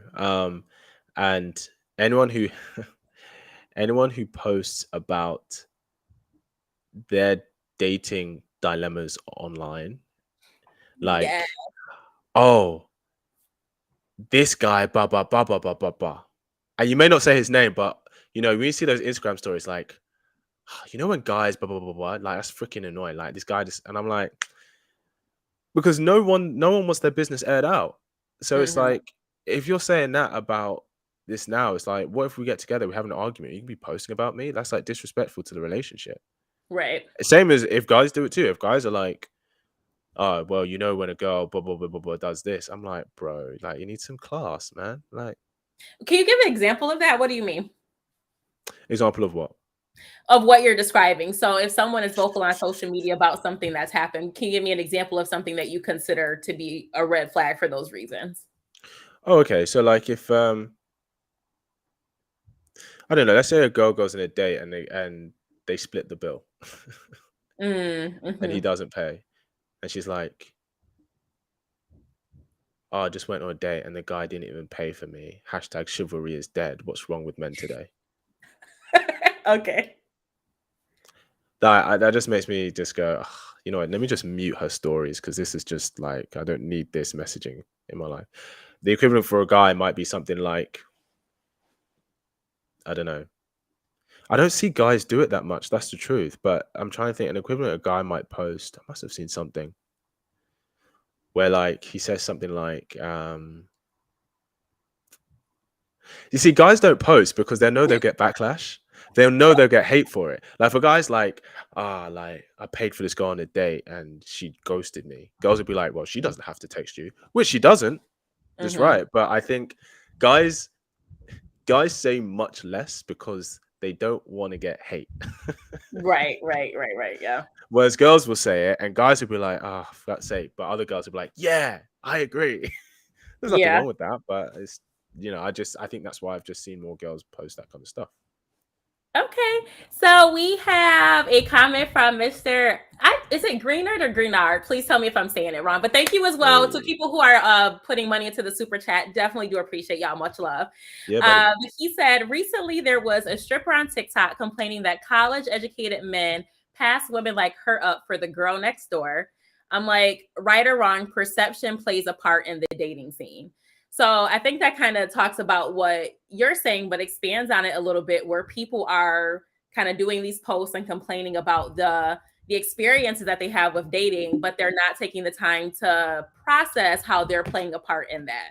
Do you feel like that also contributes to why you see it as a red flag, or is it more so just a part of I'm concerned that if we have a conflict, you'll air our business out on the internet? Yeah, I think it's You're not a I conflict. think the equivalent would be like back in the day before the internet, the equivalent would be like a woman who loves to gossip about her business to everybody in the village. And it's just like I think it's a respect thing. I think it's a respect thing because you have to, when you're in a relationship, it's both of your responsibility to protect the relationship.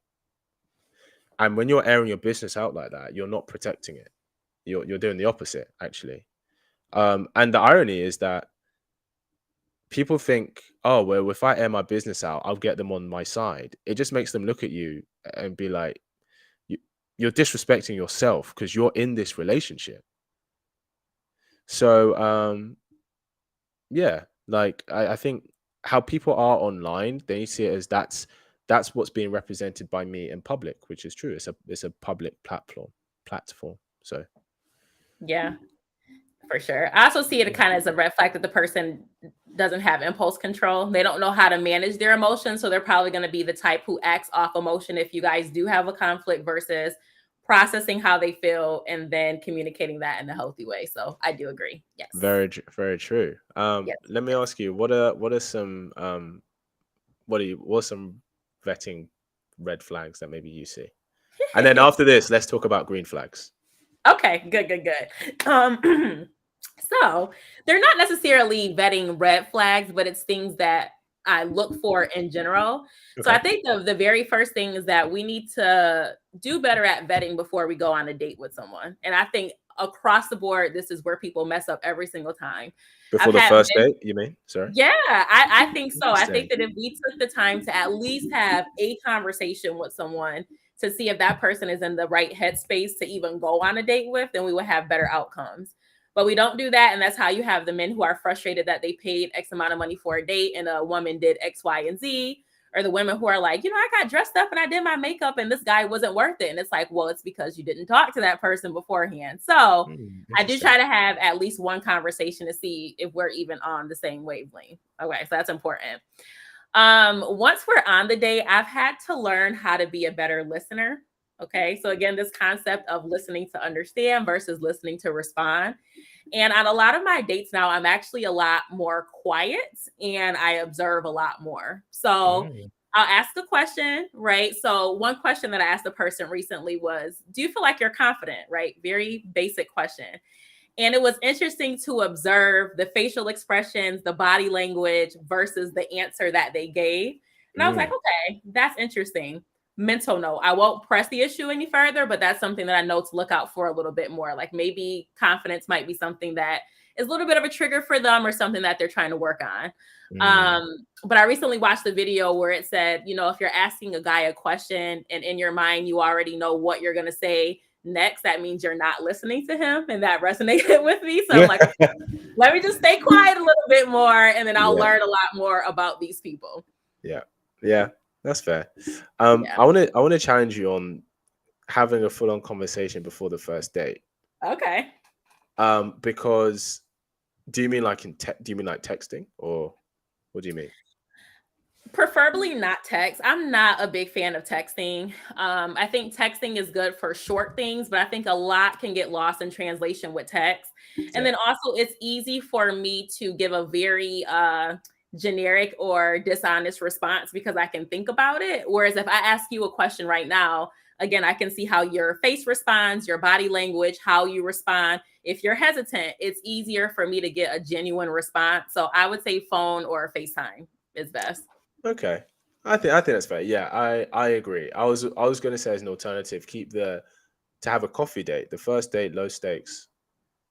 So, Mhm. a coffee date, it's not like dinner. So, I mean, you're still going to make an effort because it's a date, right? You're still going to make an Yeah. effort, but you're not getting dressed to the nines for some fancy dinner, right? Mhm.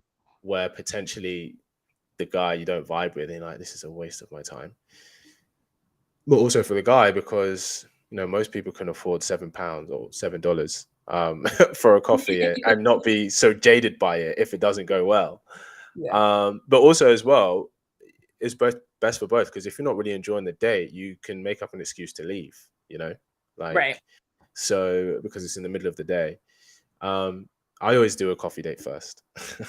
Okay. Always. I never do dinner dates first, never, because I don't know if I want to invest that in them.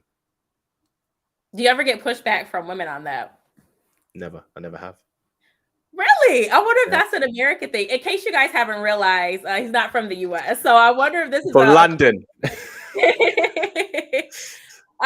Okay. Yeah, American women a lot are not going for that. If you mentioned a coffee date, I've actually had friends who are like, he asked me on a coffee date. Like, that's cheap as hell. Like, he's just gonna be this way and that way in the relationship, and it's seen negatively if they're not throwing out a lot of money. Maybe it's a culture thing, but that's part of the vetting process. If me going on a coffee date makes her turn her off, that's a woman I don't want. Because it's Okay. like, you should be interested in me because you want to get to know me, Mm-hmm. not because of how much I'm willing to spend right out the bat. Also, if you're saying, "Oh, I didn't take you out for dinner," that means you're expecting me to pay for you, and you're not willing to pay for your share. Now, if I ask someone out on a date, I'm going to pay. Mm-hmm. But if she doesn't offer to pay her share, that's a red flag. If she doesn't offer to pay, it's a red flag. Yep. If you were the one who initiated the date. Yep. Walk me through that, because the way I see it is, if I ask the guy out on a date and I'm like, I'm planning this, I'm footing the bill. So I think the person who does initiate it should pay. But why do you think it's a red flag? Well, first I would say that's a very convenient position to take, because even when you like a guy, you're not going to ask him out on a first date. So it's a very convenient position to take. I understand. Okay, let me ask you this. If you ask to meet your friend for dinner, Mm-hmm. do you expect to pay for them? Ooh, Because you no. asked them, right? Yeah. Why Okay. not? I don't know. I think it's the difference between how we see platonic relationships and romantic ones. That's the only thing. I think that's fair. Yeah. Yeah, if I ask a girl out, it's because I want to get to know her, not because I'm looking to spend money on her. If she's accepting because she's expecting money to be spent on her, that's a red flag, because the most polite we're going to be is the first date. If she's not even offering to pay her share, in which she has no entitlement for me to pay for her. Mm-hmm. If that's her being the most polite, what kind of precedent does that set for the kind of relationship I'm going to have? Okay. So So why don't you just ask for a free first date then? Go out to the park then, because then it seems like it's a coffee game. date. That's what I said. Coffee date. That's not free. So is it free or cheap? So you don't care if it's a cheap date if she doesn't offer to pay for Sorry. her. Let me clarify. It's not about the money. It's about the lack of gesture. Okay. It's not about the money. If I ask a girl out, I'm going to pay for both of us. But if she doesn't offer, it tells me something about her mindset about men, or at least about the first date. Okay. It's the truth. You guys, I need you to chime in these comments. Like, Yeah. I obviously have thoughts, but I want to know what you guys think. So, Tell me what your thoughts are. I would probably offer to cover the tip. So I think if we are going out somewhere, if you pay for the main, whatever it is, if we're going out to dinner, you pay for the meal, I'll cover the tip. But I've never thought to say, there have been instances where I was like, okay, I'll pay for something. Especially if I see the guy is spending a lot of money, I'll offset the cost by offering to pay for some things. But there's been times where I didn't too. So I'm wondering now if it was viewed negatively, but I did not. Maybe that's kind of specific for me. I'm not saying all guys are like that, because Yeah. all guys aren't like that. I know guys that are like, no, I don't want her to offer because I have to pay. And I'm like, well, yeah, I'm going to pay. Yeah. But if she doesn't offer, that does tell me something about her character. This is we have me. a comment that I want to acknowledge. I'm sorry. Go ahead, finish, and then I'll say what the comment Okay. says. Being completely honest, Mm-hmm. if I take a girl out on a date and she doesn't offer to contribute in any way, I am not taking her out again. And I'm just talking the first date. Oh, this is the first date. Okay. Yeah. Or let me caveat. Or if she doesn't offer, she expresses gratitude for me paying. It's very important. Oh yeah, of course. I mean, I think that's a respectable thing to do. Thank you for paying. Yeah, be like, oh, I really appreciate you getting this. You didn't have to, but I appreciate you doing it. Because it's Yeah. just about the appreciation, really. So, but Okay. yeah, what were we going to say? Huh. So we got a comment from Shea Butter. Hey, Shea Butter. It says, wait, hold on. I thought that men wanted traditional women. And to clarify, in case people are lost, if you're a traditional woman, you are not paying for things because typically the man should be the financial provider. So, what do you think about that? Because it seems like, again, you want a woman to be traditional, but in the sense of paying for things, that seems like it's a contradiction. I understand that. How traditional do you want to go? Because here's what I would say. Traditionally, in exchange for a man's resources, he got sex. Mm-hmm. So if I'm paying for you, you better give me something sexual. If you want to go traditional, let's go traditional. Mm-hmm. Don't say, oh, I'm traditional, so a man has to pay. Okay, well, then you need to give him some sexual stuff because that's what he's paying for. Because that's what the traditional agreement was. You said something different than what I thought you were going to say. It was actually interesting. I thought you were going to say, is she a virgin? Oh, that technically was the traditional way as well. But yes, I agree with what yeah, you said. yeah. I mean, I don't think guys are looking for virgins. I know a lot in the red pill space, like you're not a virgin, but guys aren't looking for virgins. Not no. Like I think most guys would stay away from virgins unless they were very sexually inexperienced themselves, to be honest. Because then they want to feel inferior. Yeah, well, exactly. Because it's like a journey for both of them. But I think if a guy has a decent amount of sexual experience, I think he would prefer a girl who has some because he wants to enjoy it with her. He's more likely to. Do you know what I mean? I don't know. Okay. Someone says, so Brian says, if you're a virgin, you're getting everything. That's traditional. It's true. Is it though? Because I think that in theory, yes, the idea of having a woman who no one else has had sounds desirable. But then I also think that men don't want to be with someone who they have to teach things. I've seen a lot of men say this where it's like, I'm not going to deal with anybody who I have to teach anything. Well, you're probably going to do that with a virgin. So what is it that you guys want? Yeah, I think this really I think this is down to the guy. I think that because I think back in the day, then before porn, right? Good sex was, sorry to sound crude, good sex was just a woman who was tight. And that used to be a woman who was a virgin. Now good sex is a woman who knows what she's doing. But like I said, guys, and I say this to guys, like you have to choose one. You can't expect it to be the best sex of your life, but expect it to have like a low body count. Like that's just it's not a thing. Like if you want it to be the best sex of your life, you're probably going to accept a high body count. That's what comes with it. I think guys want more of a balance of, okay, I want her to kind of know what she's doing, but I don't want her to be like, you know, she's been out in the streets. Do you know what I mean? Yeah, that's what I would say. I don't think a lot of men are looking for virgins. Okay. Okay, that's fair. Yeah. So going back to vetting, one thing that I have been, I think I'm having struggles with is the pacing of things. And I don't know if this is just Atlanta, just the nature of where I'm living, but I find that there's either men who go really, really slow in the sense where you feel like the communication isn't where you want it to be. You aren't really seeing them as often. It's just not a lot of effort. Or you have the men who go super, super fast, where it's like first date, I'm trying to hold hands with you. I want to do PDA, all these type of things. So when it comes to pace, what is and then we can switch over to green flag. So what's a red flag? And then what is a green flag when it comes to pacing? A guy who was really full on straight out the gate, massive red flag. Why is he that full on with you when he doesn't know you? Yes. Massive red flag. I would say that for guys as well. Girl who's super full on right from the gate, like she doesn't know you. Like what does she want? If a guy is, let's say slow, is he, when you say slow, is he asking you on dates? Is he like, oh, when are you next free? I'd like to see you. But it's just, oh, it's like once every couple of weeks, or like what is slow? So the frequency probably isn't what the woman would want it to be, or the pace in terms of, okay, let's say we go on dates, like multiple dates, but we're not really talking about like, okay, what are we doing here? That might be something that a woman would consider being a slower pace. So is it going on dates but not establishing the direction you're going in? Right. Mm-hmm. Um, so is it essentially the question of, oh, what are you looking for? Is that the question, or is it relating to that question?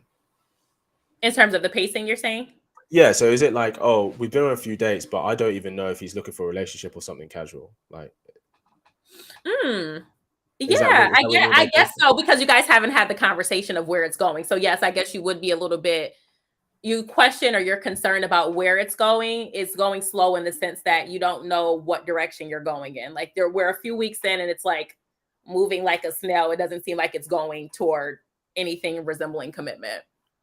So what is a woman expecting after, let's say, a few weeks of dating that It's she's a good not question. getting that would say that this is going slow? Okay.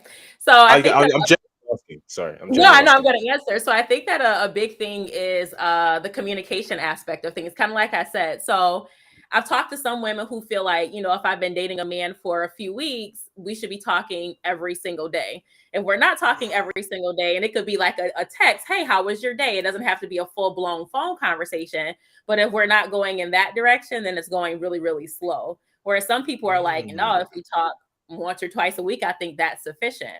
So I think that ties into pacing as well, the amount of communication, the frequency of communication. Right. Okay. So this is the pacing of the communication as opposed. Right. Oh, I see. Mhm. Uh, this comes up all the time, like a difference between men and women. Um, women just tend to women will chat just to chat. Guys generally don't do that. Like, guys will go 2, 3 weeks without talking to their best friend. Easy. Because generally, Okay. when guys are texting their guy friends, and this is generalization, but when guys are texting their guy friends, it's usually talking about something specific, like, yo, did you see what just happened on this? Or they're arranging when their next meeting. Whereas I've talked to girls, they'll be texting their best friends every day, all the time. And I'm like, what do you have to talk about? But I think for women, it's understanding that it may feel slow for her because she has a higher need for that than guys do, the communication. Um, but I would say, I don't know. I guess here's my question: Would you rather be texting every day, or would you rather have 2 phone calls a week? I would probably prefer the 2 phone calls a week. Okay. Well, I would say, like, if a guy is showing that, okay, he's not really someone who texts every day, then Mhm. have a phone call or two a week, or send a voice note. Do you know what I mean? Mhm. Because if I'm going to put it honestly, a guy texting you is him giving you attention. Mhm. It's giving you time and attention. Him texting you, and like I said, guys are happy to do it, but it has to be willingly given. When you're texting, being like, "Give me attention," it's a level of what the last thing you want is for him to text you feeling like a chore to him. That's the last thing you want. Mm. Yes. So I think now that's not saying he shouldn't compromise. Like, if you go, hey, look, I like to communicate more with someone I'm interested in, then say that to him, and he'd be like, okay, well, I do like you, so I'll make an effort in this area. But then you can also relax your standards on that. Like, you don't have to text every day unless he wants to do that. Because some guys will be like that, text you all the time, every time. So Hmm. You know what's interesting about this? yeah. It kind of makes me wonder if women see that, so the level or the frequency of communication, and possibly prematurely in situations because we see that differently. And it's Hmm. interesting because I've asked this question about frequency of communication and things like that to my friends who are married and then a friend who's single, right? Right. And Yeah. the answer is different. So the single friends will say, "No, you absolutely should be talking every day. Like, why are we not talking every day? Like, there's a disconnect there." Every Whereas the day. married friend gave more of a perspective where it's like, you still have your own life, it's boundaries. You don't want someone to feel pressure to talk to you, kind of like what you said. So again, I guess is a moment of reflection where we're getting advice from women who might not understand men and, navigating that differently. Yeah, I think the important thing is there's nothing wrong with wanting more, but just understand that him not texting as much as you like may not be a reflection of how much he likes you. It probably isn't. Do you know what I Okay. mean? It could be like if you text him Monday, he doesn't reply till Thursday. Yeah. Okay, that's okay. Like he's, maybe he's not that into you, or he doesn't like you the way he should. But yeah, it's not an accurate reflection of whether a guy likes you. Like I said, what is an accurate reflection is he willing to meet with you in public where sex is off the table? So many different perspectives in the chat. Oh my God. Yeah, Okay. So we let's go. have a message from, I want to go back to the other one. I think it was from Trev. So Trev said that texting calls are for setting up the next date. Yeah. Well, that's what I said. Well, yeah. I mean, that's just what that's what guys do. But I think I think, if the woman you're interested in has certain needs in this area, guys, you should make an effort and compromise on that. It shouldn't just be, but yeah, generally, yeah. I don't know, because that kind of goes back to what I said before, where it's like you should be vetting before you go on the date. So if we have one first date goes well, I feel like I need to collect more information in between the ending of the first date and us agreeing to go on to a second date. I don't know. Maybe I'm wrong in feeling that way, but I feel like that's a huge disconnect where it's like if you don't have realistically, let's think about how long a date is. So you've gone on dates that were longer, and so have I. But for some people, a date might be an hour long, maybe 2 hours long. Yeah. If that's the only time that you're getting with someone in spurts like that, are you seeing them realistically? Are you talking to them after they've had a stressful day to see how they handle stress? Are there other things like that you can discuss just throughout the week that isn't them being their representative as you would if you just went on random spurts of dates with them? I don't know. I mean, I hear that, but then you're the one who said earlier that you hate texting because you can think about what you're going to say and you can present what you want, whereas in person, that's more real. You have FaceTime though. You can't FaceTime and get a similar type. I guess you could. There's no reason why you couldn't. There's no reason why you couldn't. But like I said, I think before we were talking about the frequency of texting, but then that's why I said, okay, well, would you be up for having 2 calls a week? Gotcha.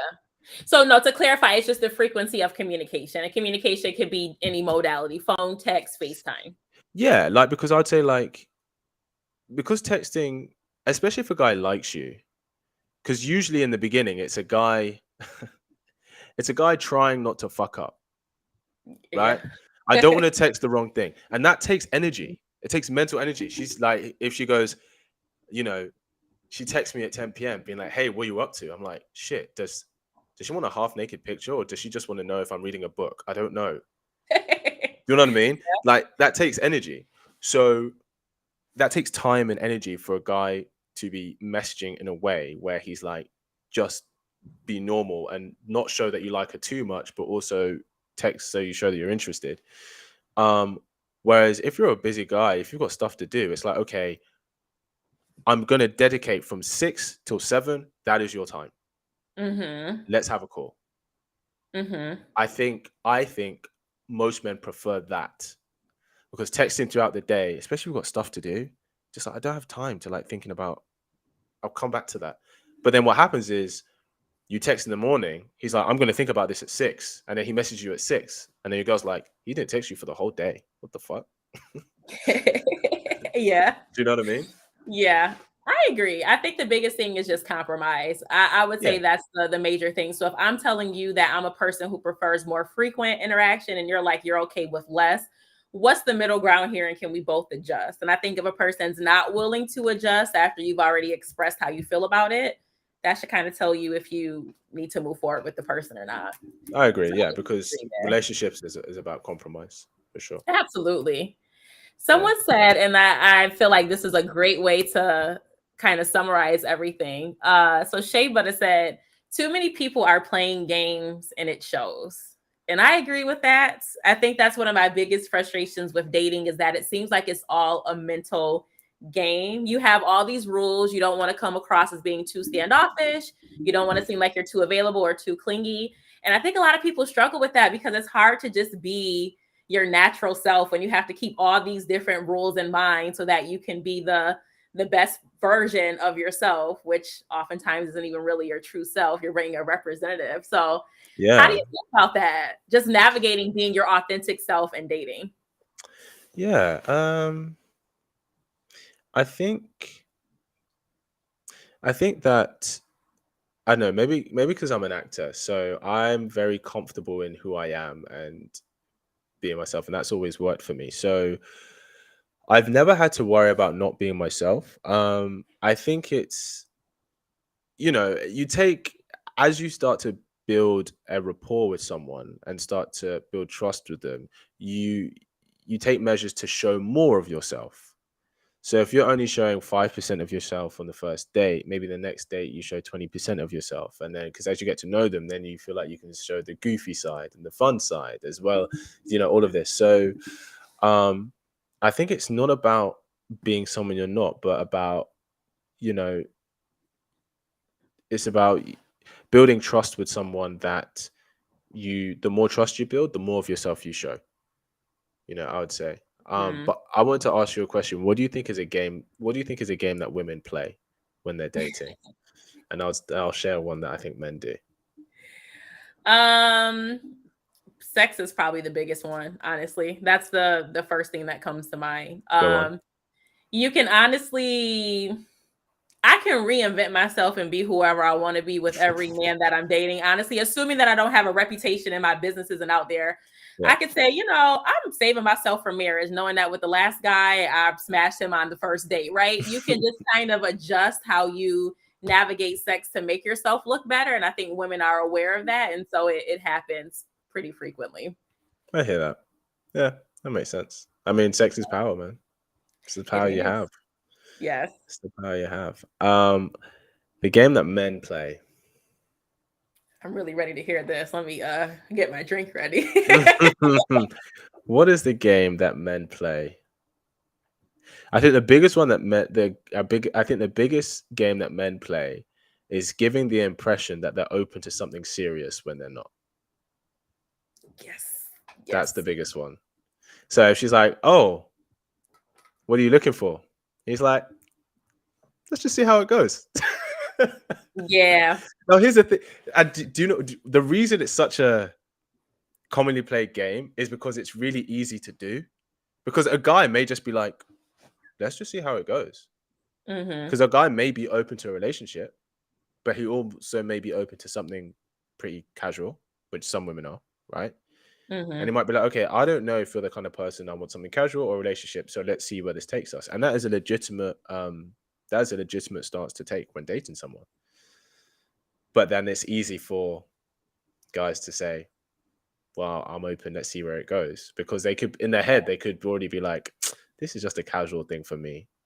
But I can say, oh, let's see where it goes. And then 3 months down the line, when a guy's bored with having sex with her, he goes, you know what? I really don't see this going anywhere. That's true. Guys do that. They do that. Yeah, it's funny because you know how they say, women are the gatekeepers of sex and men are the gatekeepers of commitment, and I think that we play this dating game accordingly, so that makes sense. But I have to disagree a little bit with that. Go on. If a guy tells me, let's see where this goes, I feel like if you're a person who really is serious about dating someone, even if you might be open to the idea of something casual, I feel like that person's response would be that they want a relationship. To me, this is how I would answer the question. This, again, I'm a woman, so you guys tell me what you think in the comments. Go for it. If I know that a guy is really, really attractive, my top priority right now, I'm intentionally dating, I want a relationship. But he looks really good, and I'm like, okay, if it doesn't work out, maybe he could be my friend with benefits. I'm not going to tell him that part because the main thing that I want is commitment. So to me, if someone is saying, let's see where it goes, that would give me an inclination that they're not really serious about wanting a committed relationship, or else they would have said that. That's a very vague answer. Vague answers about stuff like that is also something that I see as a red flag. I see what you're saying. So you're saying that even if a guy was open to something casual, if he was open to a relationship, he would state that he wants that. Yeah. Why would you just say, let's see where it goes? Like, how does a woman interpret that? Well, I, but then surely if a guy is open to both, surely him Mhm. saying that he's open to both is the truth. Okay. Let me use an outside example. All right. Okay. You're applying for a job, Mhm. right? You would really love for them to pay you 100K a year, Mhm. but you might be okay with taking, let's say you would even go down to 80K a year. If Mhm. they ask you what you want, you're going to tell them the top thing because that's what you want to lead with. If you lead with something differently, then you give that person the power to take advantage of something that was your second choice. So I would never say, if I'm a woman that wants commitment primarily, I'm okay with something casual, because now that guy knows that, well, okay, I mean, she might have wanted commitment, but she's okay with something casual, and I'm taking the lesser of what I actually wanted. Okay, I see what you're saying. I don't think that metaphor is a accurate reflection of the situation. So I'll give you another Okay. one. They've offered you the position to be a pilot. Hmm. They say, now we can either pay you 100,000 and you get no perks, or we pay you 60,000, but you and your family travel everywhere for free. Okay. And you sit there, you go, I don't mind which one actually. They're both pretty good. Mm. That's different. The example you gave, one is clearly more valuable than the other. Okay. They're not different. One is Hmm. just more than the other. And I Hmm. get it, maybe for you, because if you're looking for a relationship, you're like, yeah, I could accept casual if he's attractive enough, but the relationship is way more valuable to me. Whereas for guys, it's like they're just different, and I'm open to Mm. both. So do you think that's a difference of how we think then? Because for me, again, if I know I want something serious, me getting something casual isn't valuable. But what you just said is like a key thing where it's like I could take either one. It's just a different type of experience. So Exactly, is that exactly. a Especially big? because if a guy's, here's the thing, like if I don't like to say this in this binary term, but on some red pill channels, they say the woman's goal is to get as much time, attention, and resources without giving as little sex as possible. And for guys, it's trying to get as much sex as possible, giving as little time and attention and resources as possible. If we take that to be true, which to a certain extent it is, if we're talking on a shallow level of the dating market, Mhm. the casual situation is more valuable to a guy because he's not given the time, attention, or commitment, and he's getting all the sex he wants. Mm. Do you know what I mean?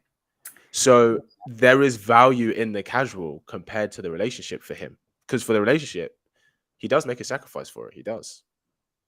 It could be a Mm. worthy sacrifice, but he does make a sacrifice.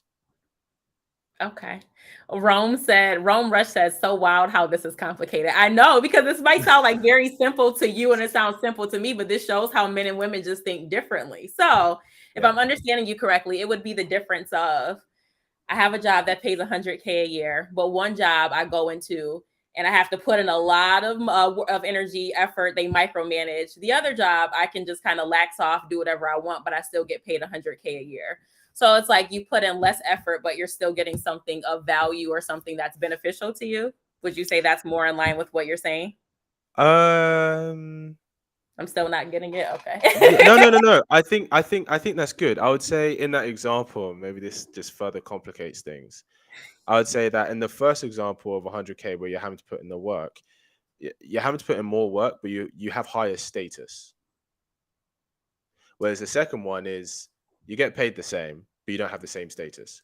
So like, because I'm not sitting here saying that relationships are not beneficial for men, because with the right woman, they are definitely beneficial. Hmm. And I think sometimes one thing I disagree with the manosphere, the red pill content, is that I think they really underestimate the value of a relationship for a man with the right woman. That is Hmm. way more valuable than having a variety of women, for sure. Um, Now, how many of those women are out there is debatable. I'm not having that argument. Yeah. Um, but so I'm not saying so in that example, I'd say like, because people care about status. You know, so in the first example, yeah, 100,000 and you get status, but you're working way harder, or you can still get the monetary benefit, but you don't get the status. It's like, okay, well, the money's great, and I'm getting the money, but Mm-hmm. it's like, do I want to work hard? If I don't want to work hard, I don't care about the status. That's what I'm saying. Mm. So yeah, Okay. that's what I would That say. makes sense. That makes sense. I was gonna ask. Oh, should we talk about green flags? Oh, yes. Please kick that one off. Okay. Green flag for green flag for a girl. I guess depends on the man. Depends what you want. Green flag is this isn't a red flag, but I'd say this is a green flag that I think guys think about. If she's never had a one night stand.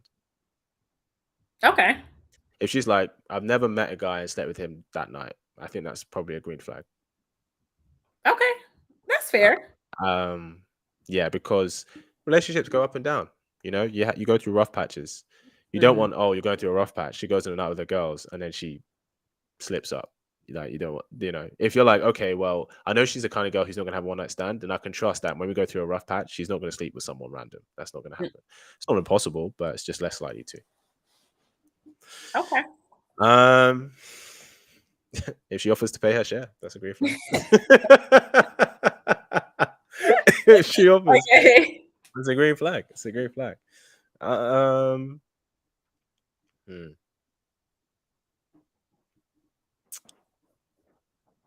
What else? Why don't you give a couple more before I think of maybe one more, Yeah. one or two? So I would say a green flag is someone who has a good relationship with his parents. I think that's very, very big. Very And true. furthermore, if his parents are like still married or they have a healthy relationship with one another, Mm, that has been a little bit more rare to find in my experience. So mm. you always can kind of tell the difference in those men with how they view relationships and the value of commitment and marriage. So Yeah, absolutely a green flag. yeah. Let's see. Another one I would say if a man actually puts in the effort to plan a date, I'm more of a thoughtful person. And Hmm. so that matters a lot to me. So you where that was like super easy for you to come up with, you listen to what I like and you planned accordingly, then that means that you're speaking to my love language and I appreciate that. So I actually value that Yeah, more than men who just kind of like dish out money because that's not really a top love language for me. yeah. No, that's a really good one. That's so Yeah. true. Um, hmm. I would say a green flag for a woman is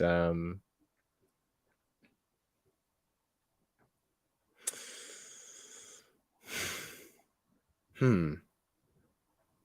Wow, I've only got two. Apparently, I've only got Oh two. my god! It's Is so that a easy to please. like you haven't encountered a Just lot of green so flags? I'm just so easy to please. They're all just so easy to please. I'll probably say, I mean, okay, like I like to train, so a girl who likes to train and work out, good for the body, Oh good yeah. for the mind. You know, Yeah. that's important. Oh, I mean, this is hard to see on the first date, to be fair. But if you go to her house and if her house is tidy and clean, Hmm. yeah, I think that's a massive green. And that's probably one for guys as well, I reckon. You know, Hmm. because I think Jordan Peterson says that the state of the home is usually a reflection of the state of someone's mind. So if it's just That's very absolute true. chaos, then yeah. Um, I would kind of add on to that and say yeah. if a man has self care, I think that's actually very important to me. And self care can Hmm. be different for someone. So maybe it's working out, or maybe you take time to meditate, you do something. But if you don't have self care, it makes me wonder, well, where is your frustration going? Like, what do you do when you're having a bad day? Does that transfer onto your partner? But if you do kind of process your emotions and you can communicate your emotions, Very that's true. another huge, huge, huge, huge green flag for me. I hear that. I have a Mhm. question. Yeah.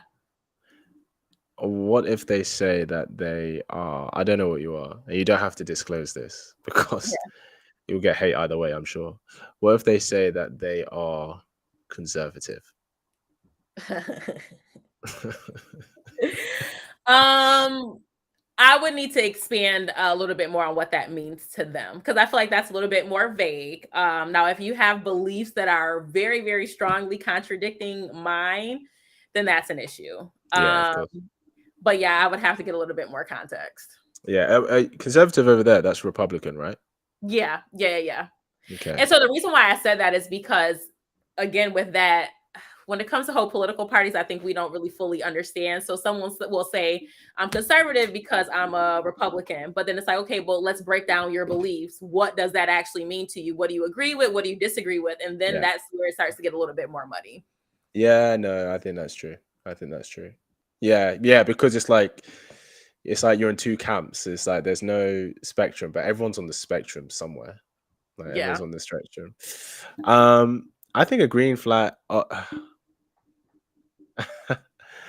I'll say green flag or red flag. A green flag is how many male friends does she have? Oh, please expand on that. We need to know.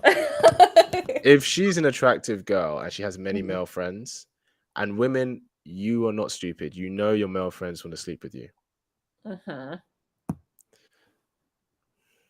I don't know if that's a green or red. I don't know if that's a red flag. I don't know. Because by default, does that mean women shouldn't have male friends? I don't know. If she has a lot, I don't know. I'd be like, what? Why? What is a lot? Does it mean that she has more male friends than she has female friends? Well, no, because I know girls who have more male friends because they speak more. Their words, not mine. They're more direct, and they'll say what they think is true, and that has kind of repelled some women and attracted men, as in like, oh, they just get on better with guys because guys tend to talk very frankly. Yeah. No, I'm gonna retract that one. I don't think it's a thing. I'm gonna retract it. I'm gonna retract it. What about you? What does it say anything to you as a woman if a guy has a lot of female friends? It does. I'm actually really glad that you said that. So, for one, I will say that if a person tells me that they don't get along with someone who is the same sex as them, that's a little bit strange to me, honestly. Although, if I sit and I think about why it's strange, I don't know if I can give you a very direct answer, but it's like the people who are the same sex as you, like you go through, you might experience things in a more similar way with them than you would someone of the opposite sex. So where is the disconnect with why you can't get along with someone who is similar to you in that regard? And I guess I say that from a woman's perspective, because I know a lot of women who say, yeah, I don't get along with women. And then you befriend them and you realize why they don't get along with women. Like there's usually some like sort of quality. I don't know, just like they could be very catty, maybe they have situations where they don't respect boundaries with women that are dating a guy. So if their friend is dating a guy, they're okay with messing with that same person. It's always more layered than that, but it always boils down to something, at least one thing where it's like, I can see why you don't get along with someone of the same sex. Do you think women are more likely to choose a man over their girlfriend?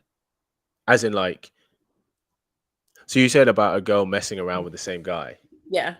Do you think that's more likely to happen with women than men?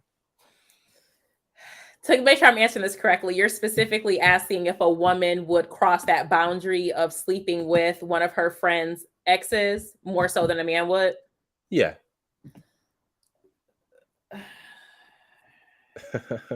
So this is tricky because with men, I think it's a little bit more layered. So I think men tend to have categories of women. So there's the women who they didn't really care about. They might have just smashed them. They're like, okay, bro, yeah, you can mess with her. Like it's more of a camaraderie thing, which sounds horrible, but I think that happens more so than it does with women. Women tend to be a little bit more protective, where it's like any guy who I've dealt with, it doesn't matter if it was a one-night stand, whether I was dating them long-term, I would prefer you not talk to that person ever. Why is that? I don't know. Maybe it has more to do, again, like we were talking about with the emotions being tied to sex, where you said men can separate it. So you can have sex with someone, it doesn't mean anything to you, where a woman could feel like she's having casual sex with someone, but it really does mean something. Because if it didn't, why are Right. you not okay with someone having sex with someone that you were casual with? That's true. What about a woman go after like a girl's like ex-boyfriend? Oh, okay. I actually think women do that more so than men do. Yeah, I think so too. Hmm. That's what I've seen. Yeah. Why? Why do you think that is? Um, a place is gonna add more confusion. I feel like a sense of brotherhood is stronger than a sense of sisterhood in today's climate. Hmm. I I think I know why. I have an alternate reason.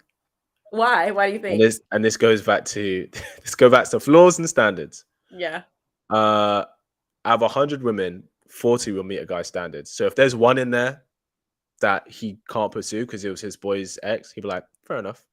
There's plenty more fish in the sea. Out of 100 men, if a woman's like, there's only one guy that I feel is for me, and it's my girl's ex, I might have to take him. So it's like slim pickings. You don't have as many options. So okay.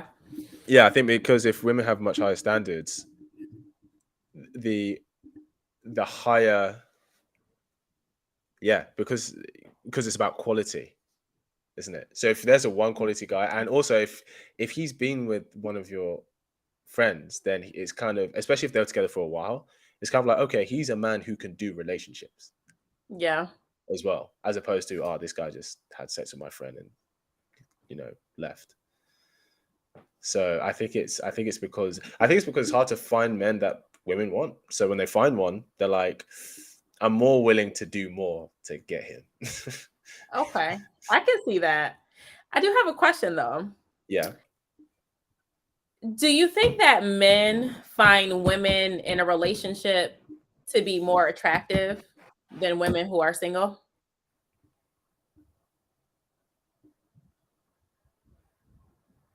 Uh, no, I don't. No, I don't think it plays a part at all. Okay. Because uh, women can subconsciously, women use other women as pre-selectors for a man's value. So what I mean is like, uh, if a woman sees an average guy, average Joe walking down the street, she wouldn't think anything of him. If she sees him with 5 beautiful women around him, she'll go, "What's this guy about?" Yep. Right? His desirability has gone up as a potential mate because he's been pre-selected by other women in her eyes. Whereas men, it doesn't really work the same. Like, if there's a woman and he doesn't find her attractive, it doesn't matter how many other guys want her. It's not going to make her more desirable to him. And I think Yeah. the reason, and I understand, I think the reason other women subconsciously, maybe evolutionary, they use other women as pre-selectors to see a guy's value is because women have they have higher standards, and there are more things a guy must tick. So it's like, okay, maybe visually he doesn't tick this, but he might tick every other box. He might be a Mark Zuckerberg, and I don't know it. Do you know what I mean? Yeah. I agree with you, but that's kind of what I was getting at. So I think that there's something that happens where women are just more attracted to men who are they're being more attained by women. They're more desired by women, kind of like you were saying, if you see a guy walking down the street with 5 women, or there's something about a man being in a relationship or this feeling of being off limits that women like. I don't know why it is. Maybe you guys in the comments, you can give your perspective of why. But going back into a woman talking to a guy that her friend did, that off limits type of thing, some women get off on that. Really? As in, why do you think they get off on it? I Why? don't know. It's like a whole off limit. So it's kind of the same thing with like, so when I asked you the question of, do you feel like men see women as more attractive when they're in a relationship? And you said no. I think that's the opposite for women. There could be a guy that no one paid attention to. If you see that he's in a relationship now, I promise you, 9 out of 10 guys would say my DMs, my likes, my whatever went up. Women are trying to come at me more because they see I have a woman. Yeah, I've experienced that. Yeah, that's true. But I have no idea why that is. I think it's like, maybe, do you think there's an aspect of it that is like, because I think most women know that if you throw sex at 99% of guys, they're going to take it. Mm-hmm. So like, at least for as a sexual option, most single guys aren't really off limits. But a man who's taken, what I'm trying to say is, I guess maybe women don't meet that many guys who are off limits to them sexually.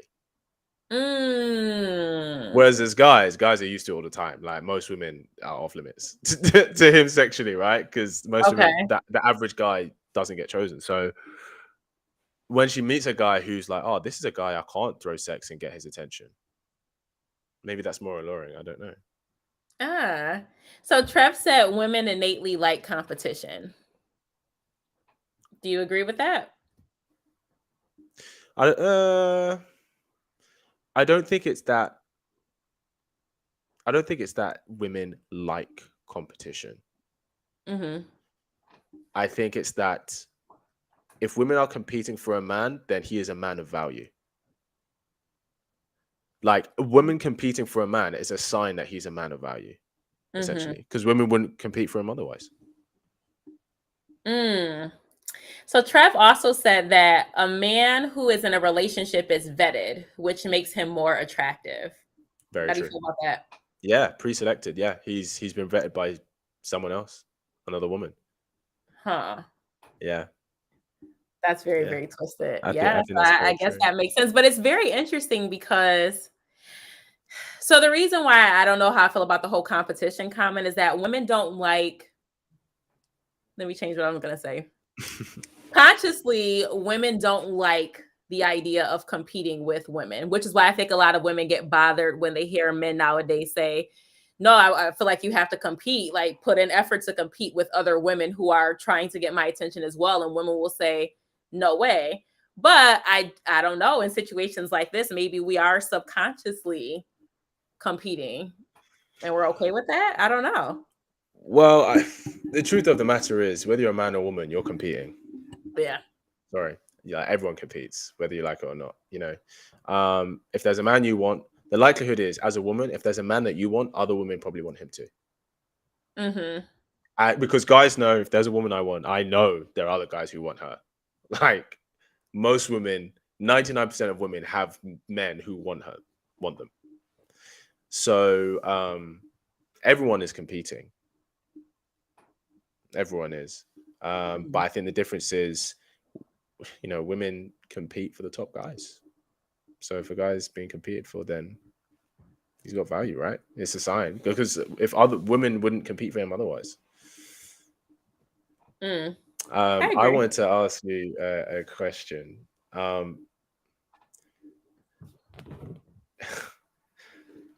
Who? I have reservations about asking this, but I feel like I should. Go for it. I feel like some people in the chat might have some things to say. Nowadays, who is the prize, men or women? Oh my God. This is so ironic that you asked this, because I just had this conversation. Oh, yeah? My goodness. I hate this so much. I hate this discussion. Let me rephrase. Yeah. Who is more of a prize, desirable men or desirable women?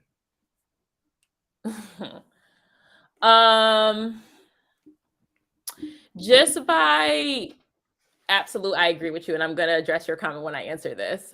If we're looking at numbers, yeah, feels so horrible saying this, I would say probably a desirable man. Okay. Because there are, if I'm not mistaken, the ratio is still that there's more women versus men. So you think of the quantity factor. But I also think that it's more likely for a man to be able to have multiple different women than a woman having multiple different men, if that makes sense. Yeah. So in that regard, like, yeah, that man is going to be seen as a top choice no matter how many women he has, because it's socially acceptable. Whereas I don't know if you guys would say, you know, I'm a desirable woman, but I want to have 5 different men. I don't know if I would be seen in the same way. And so Yeah, I that's think fair. when you factor in all of those things, it's always going to be the man who's Yeah, more desirable. I think that makes sense. Yeah, I think it's like you said. Ultimately, because it's harder to be a desirable guy, that's probably seen as Mm, towards the prize because most okay. guys can't do it.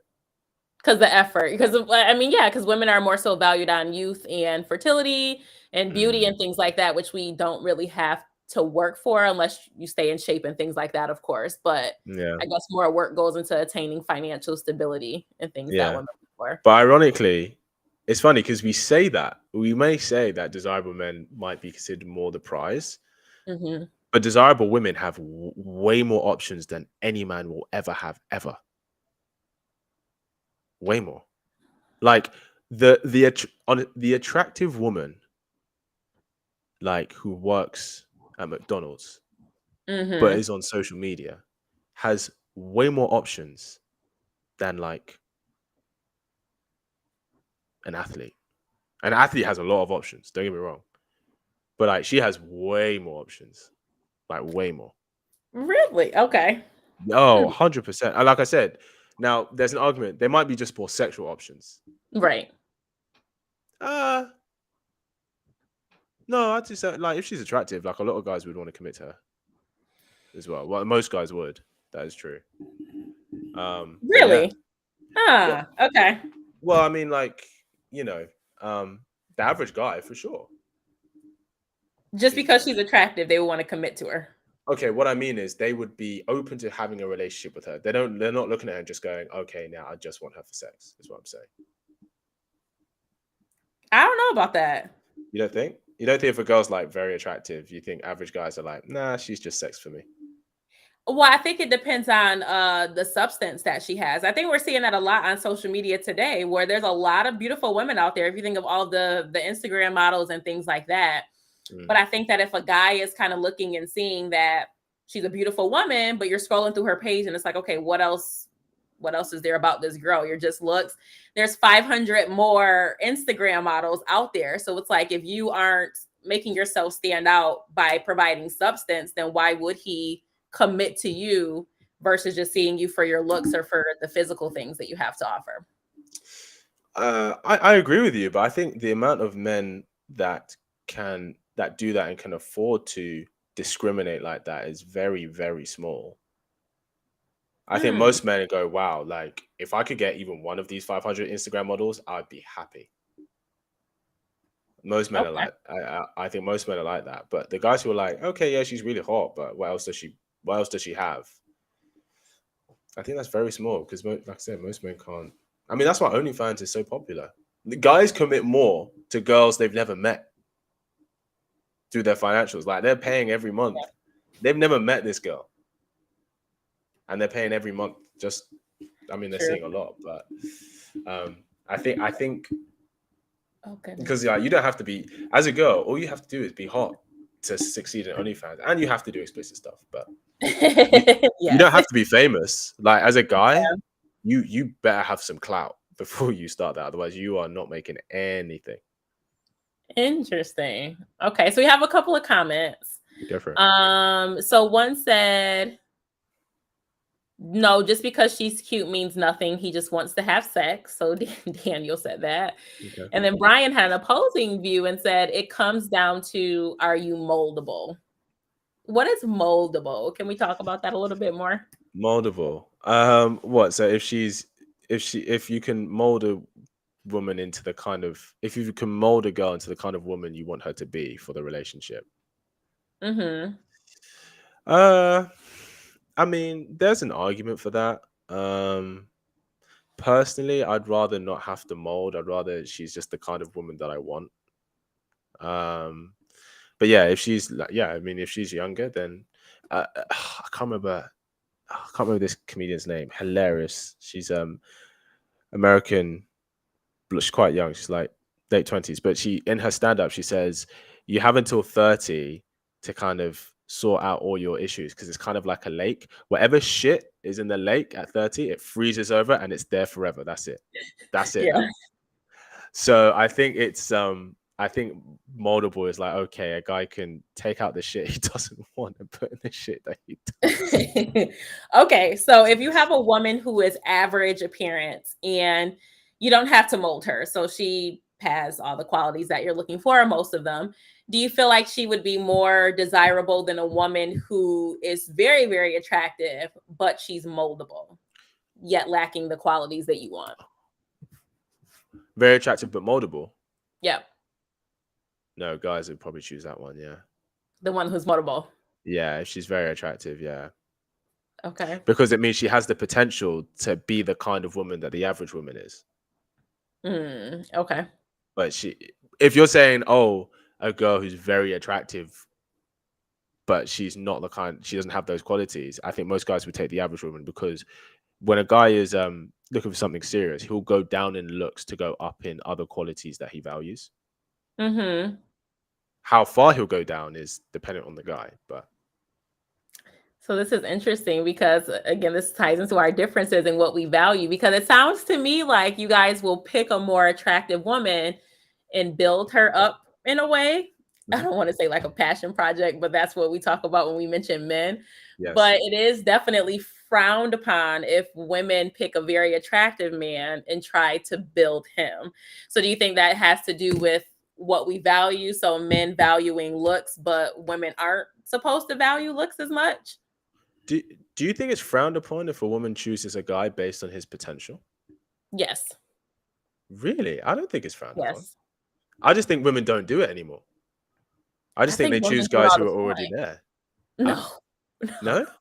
No. No? No, I think that it is definitely frowned upon. And I think that's why women get themselves into situations with a lot of men who the average man looking in would say is no good. Why'd you waste your time with him? Because we Oh, I see some sort of potential see. in him. Like we're trying to change him. And it's like, well, why would you do that? Why would you change someone? But it seems like men are open to doing that if the man, or if the woman, I'm sorry, looks good. Oh, I see what you're saying. I think it depends on who is leading in the relationship.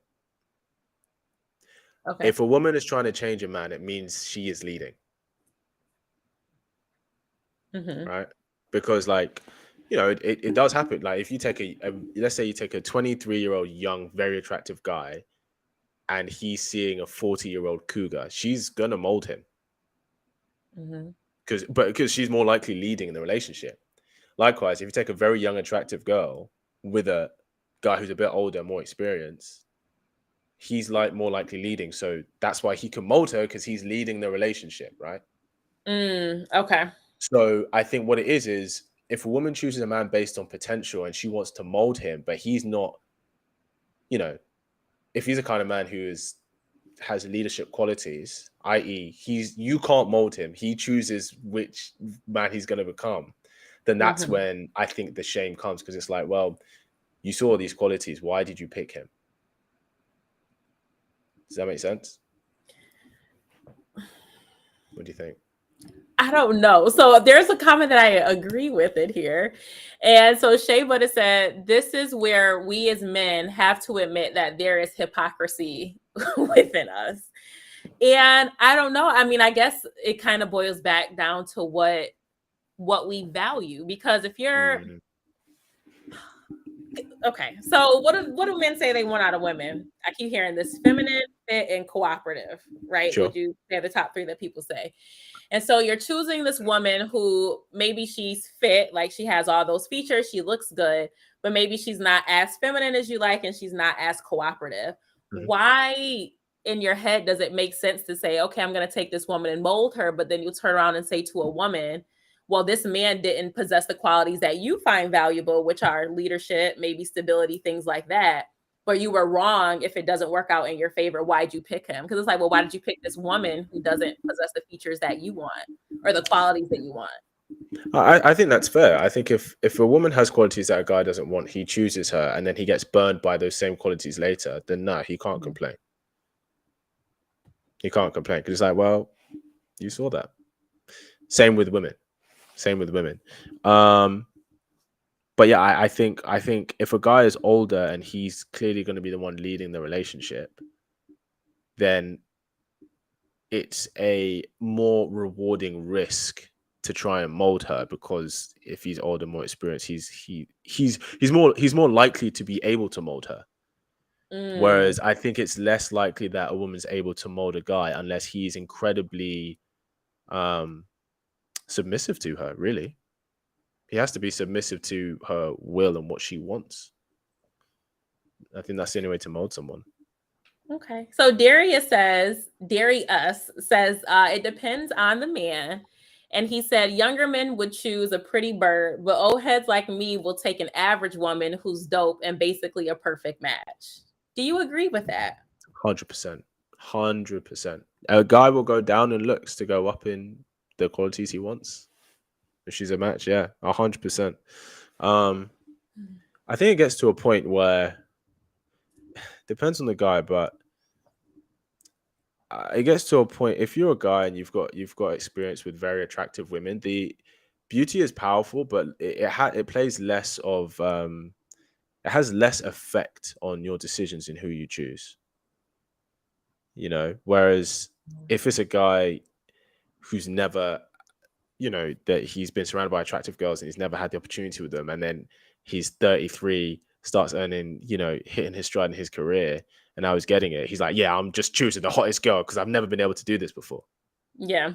And then he probably gets to his 40s and it's like, I just want a woman who matches me, man. I don't want to deal with these young, attractive girls who are like a headache and require so much attention and want to party all the time. Do you know what I mean? So, yeah, I think that is a very true comment. Yeah, it's true. Okay. We actually have a really good question from Mr. Greenard. Yeah. I'm going to say that right that time. Sorry. So thank you for the super chat. He says, so what are your thoughts about men and women tapping out on love because of bad experiences?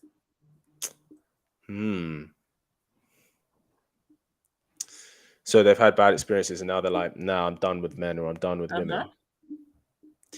I'm not going to sit here and say they're wrong for doing that, because I don't know what experiences that they've had. But what I will say, anything worth having comes with risk in life. That's just the way it is. Yeah.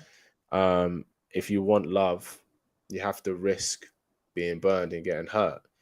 For some people, if the risk has really not paid off for them, I can understand why they're like, I don't want to play this game anymore.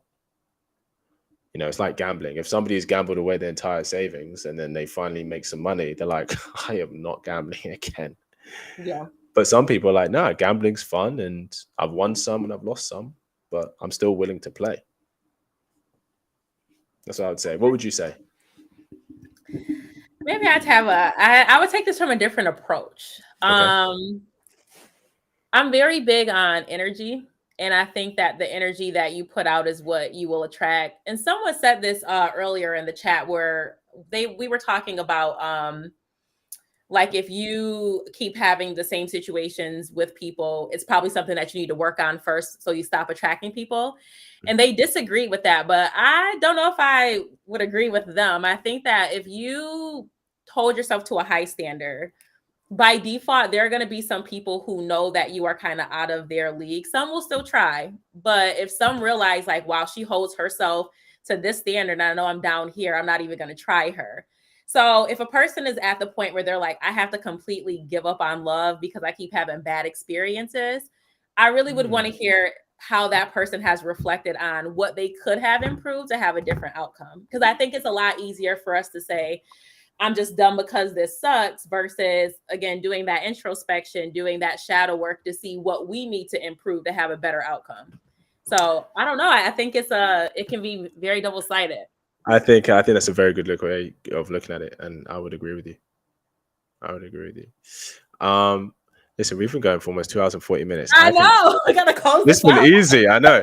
I think to round off for the chat and for the audience, what is one flaw of yours that you're working on? And I will share one of mine. Oh, that's a really good one. I love that question.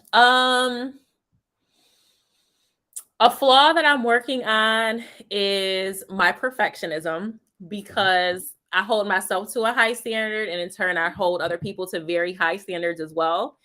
And they're often unrealistic. And so I think that the expectations that I have with friendships, partners, it doesn't really work in my favor a lot of the time. So I have to learn to give people grace because no one is perfect. That's fair. That's fair. Yeah, what's yours? The flaw that I am working on is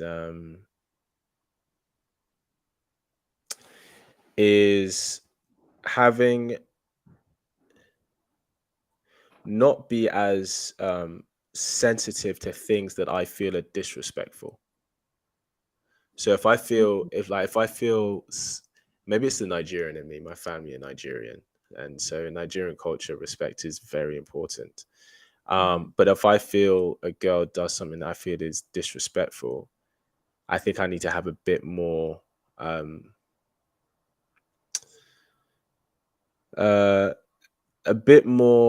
patience of understanding why that happened. Now it could be a thing of she just was disrespectful, but I think in the past it's happened where a girl's done something that I felt was disrespectful, and I've been like, nah, I'm out. Because if she respected me and she wanted me, she wouldn't do that. But everybody's different. Not everybody has my upbringing, my culture, and everything like that. So yeah, I'll probably say that's it. I think it's a nice thing to. That's a really, really good one. Round off on. Look, Tanisha, as always, it's always a pleasure talking to you. I know. Yes, likewise. So I want to say, enjoy the rest of your Sunday. Chat. Thank you for engaging. And yeah, any comments after, leave below, and we'll do one of these again because you're just too great to talk with, not to talk to. Yes, and one last thing that I would like to say, thank you to everyone who is subscribed to my channel, and please check out Kit's channel too if you like this discussion. He has such an open-minded approach to everything. As soon as I found his channel, I binge watched so much of his stuff. So major kudos to you with everything that you're doing. But thank you guys for helping me reach 11K. My family is growing. I'm so happy. I love all of you guys. And until next time. See you later.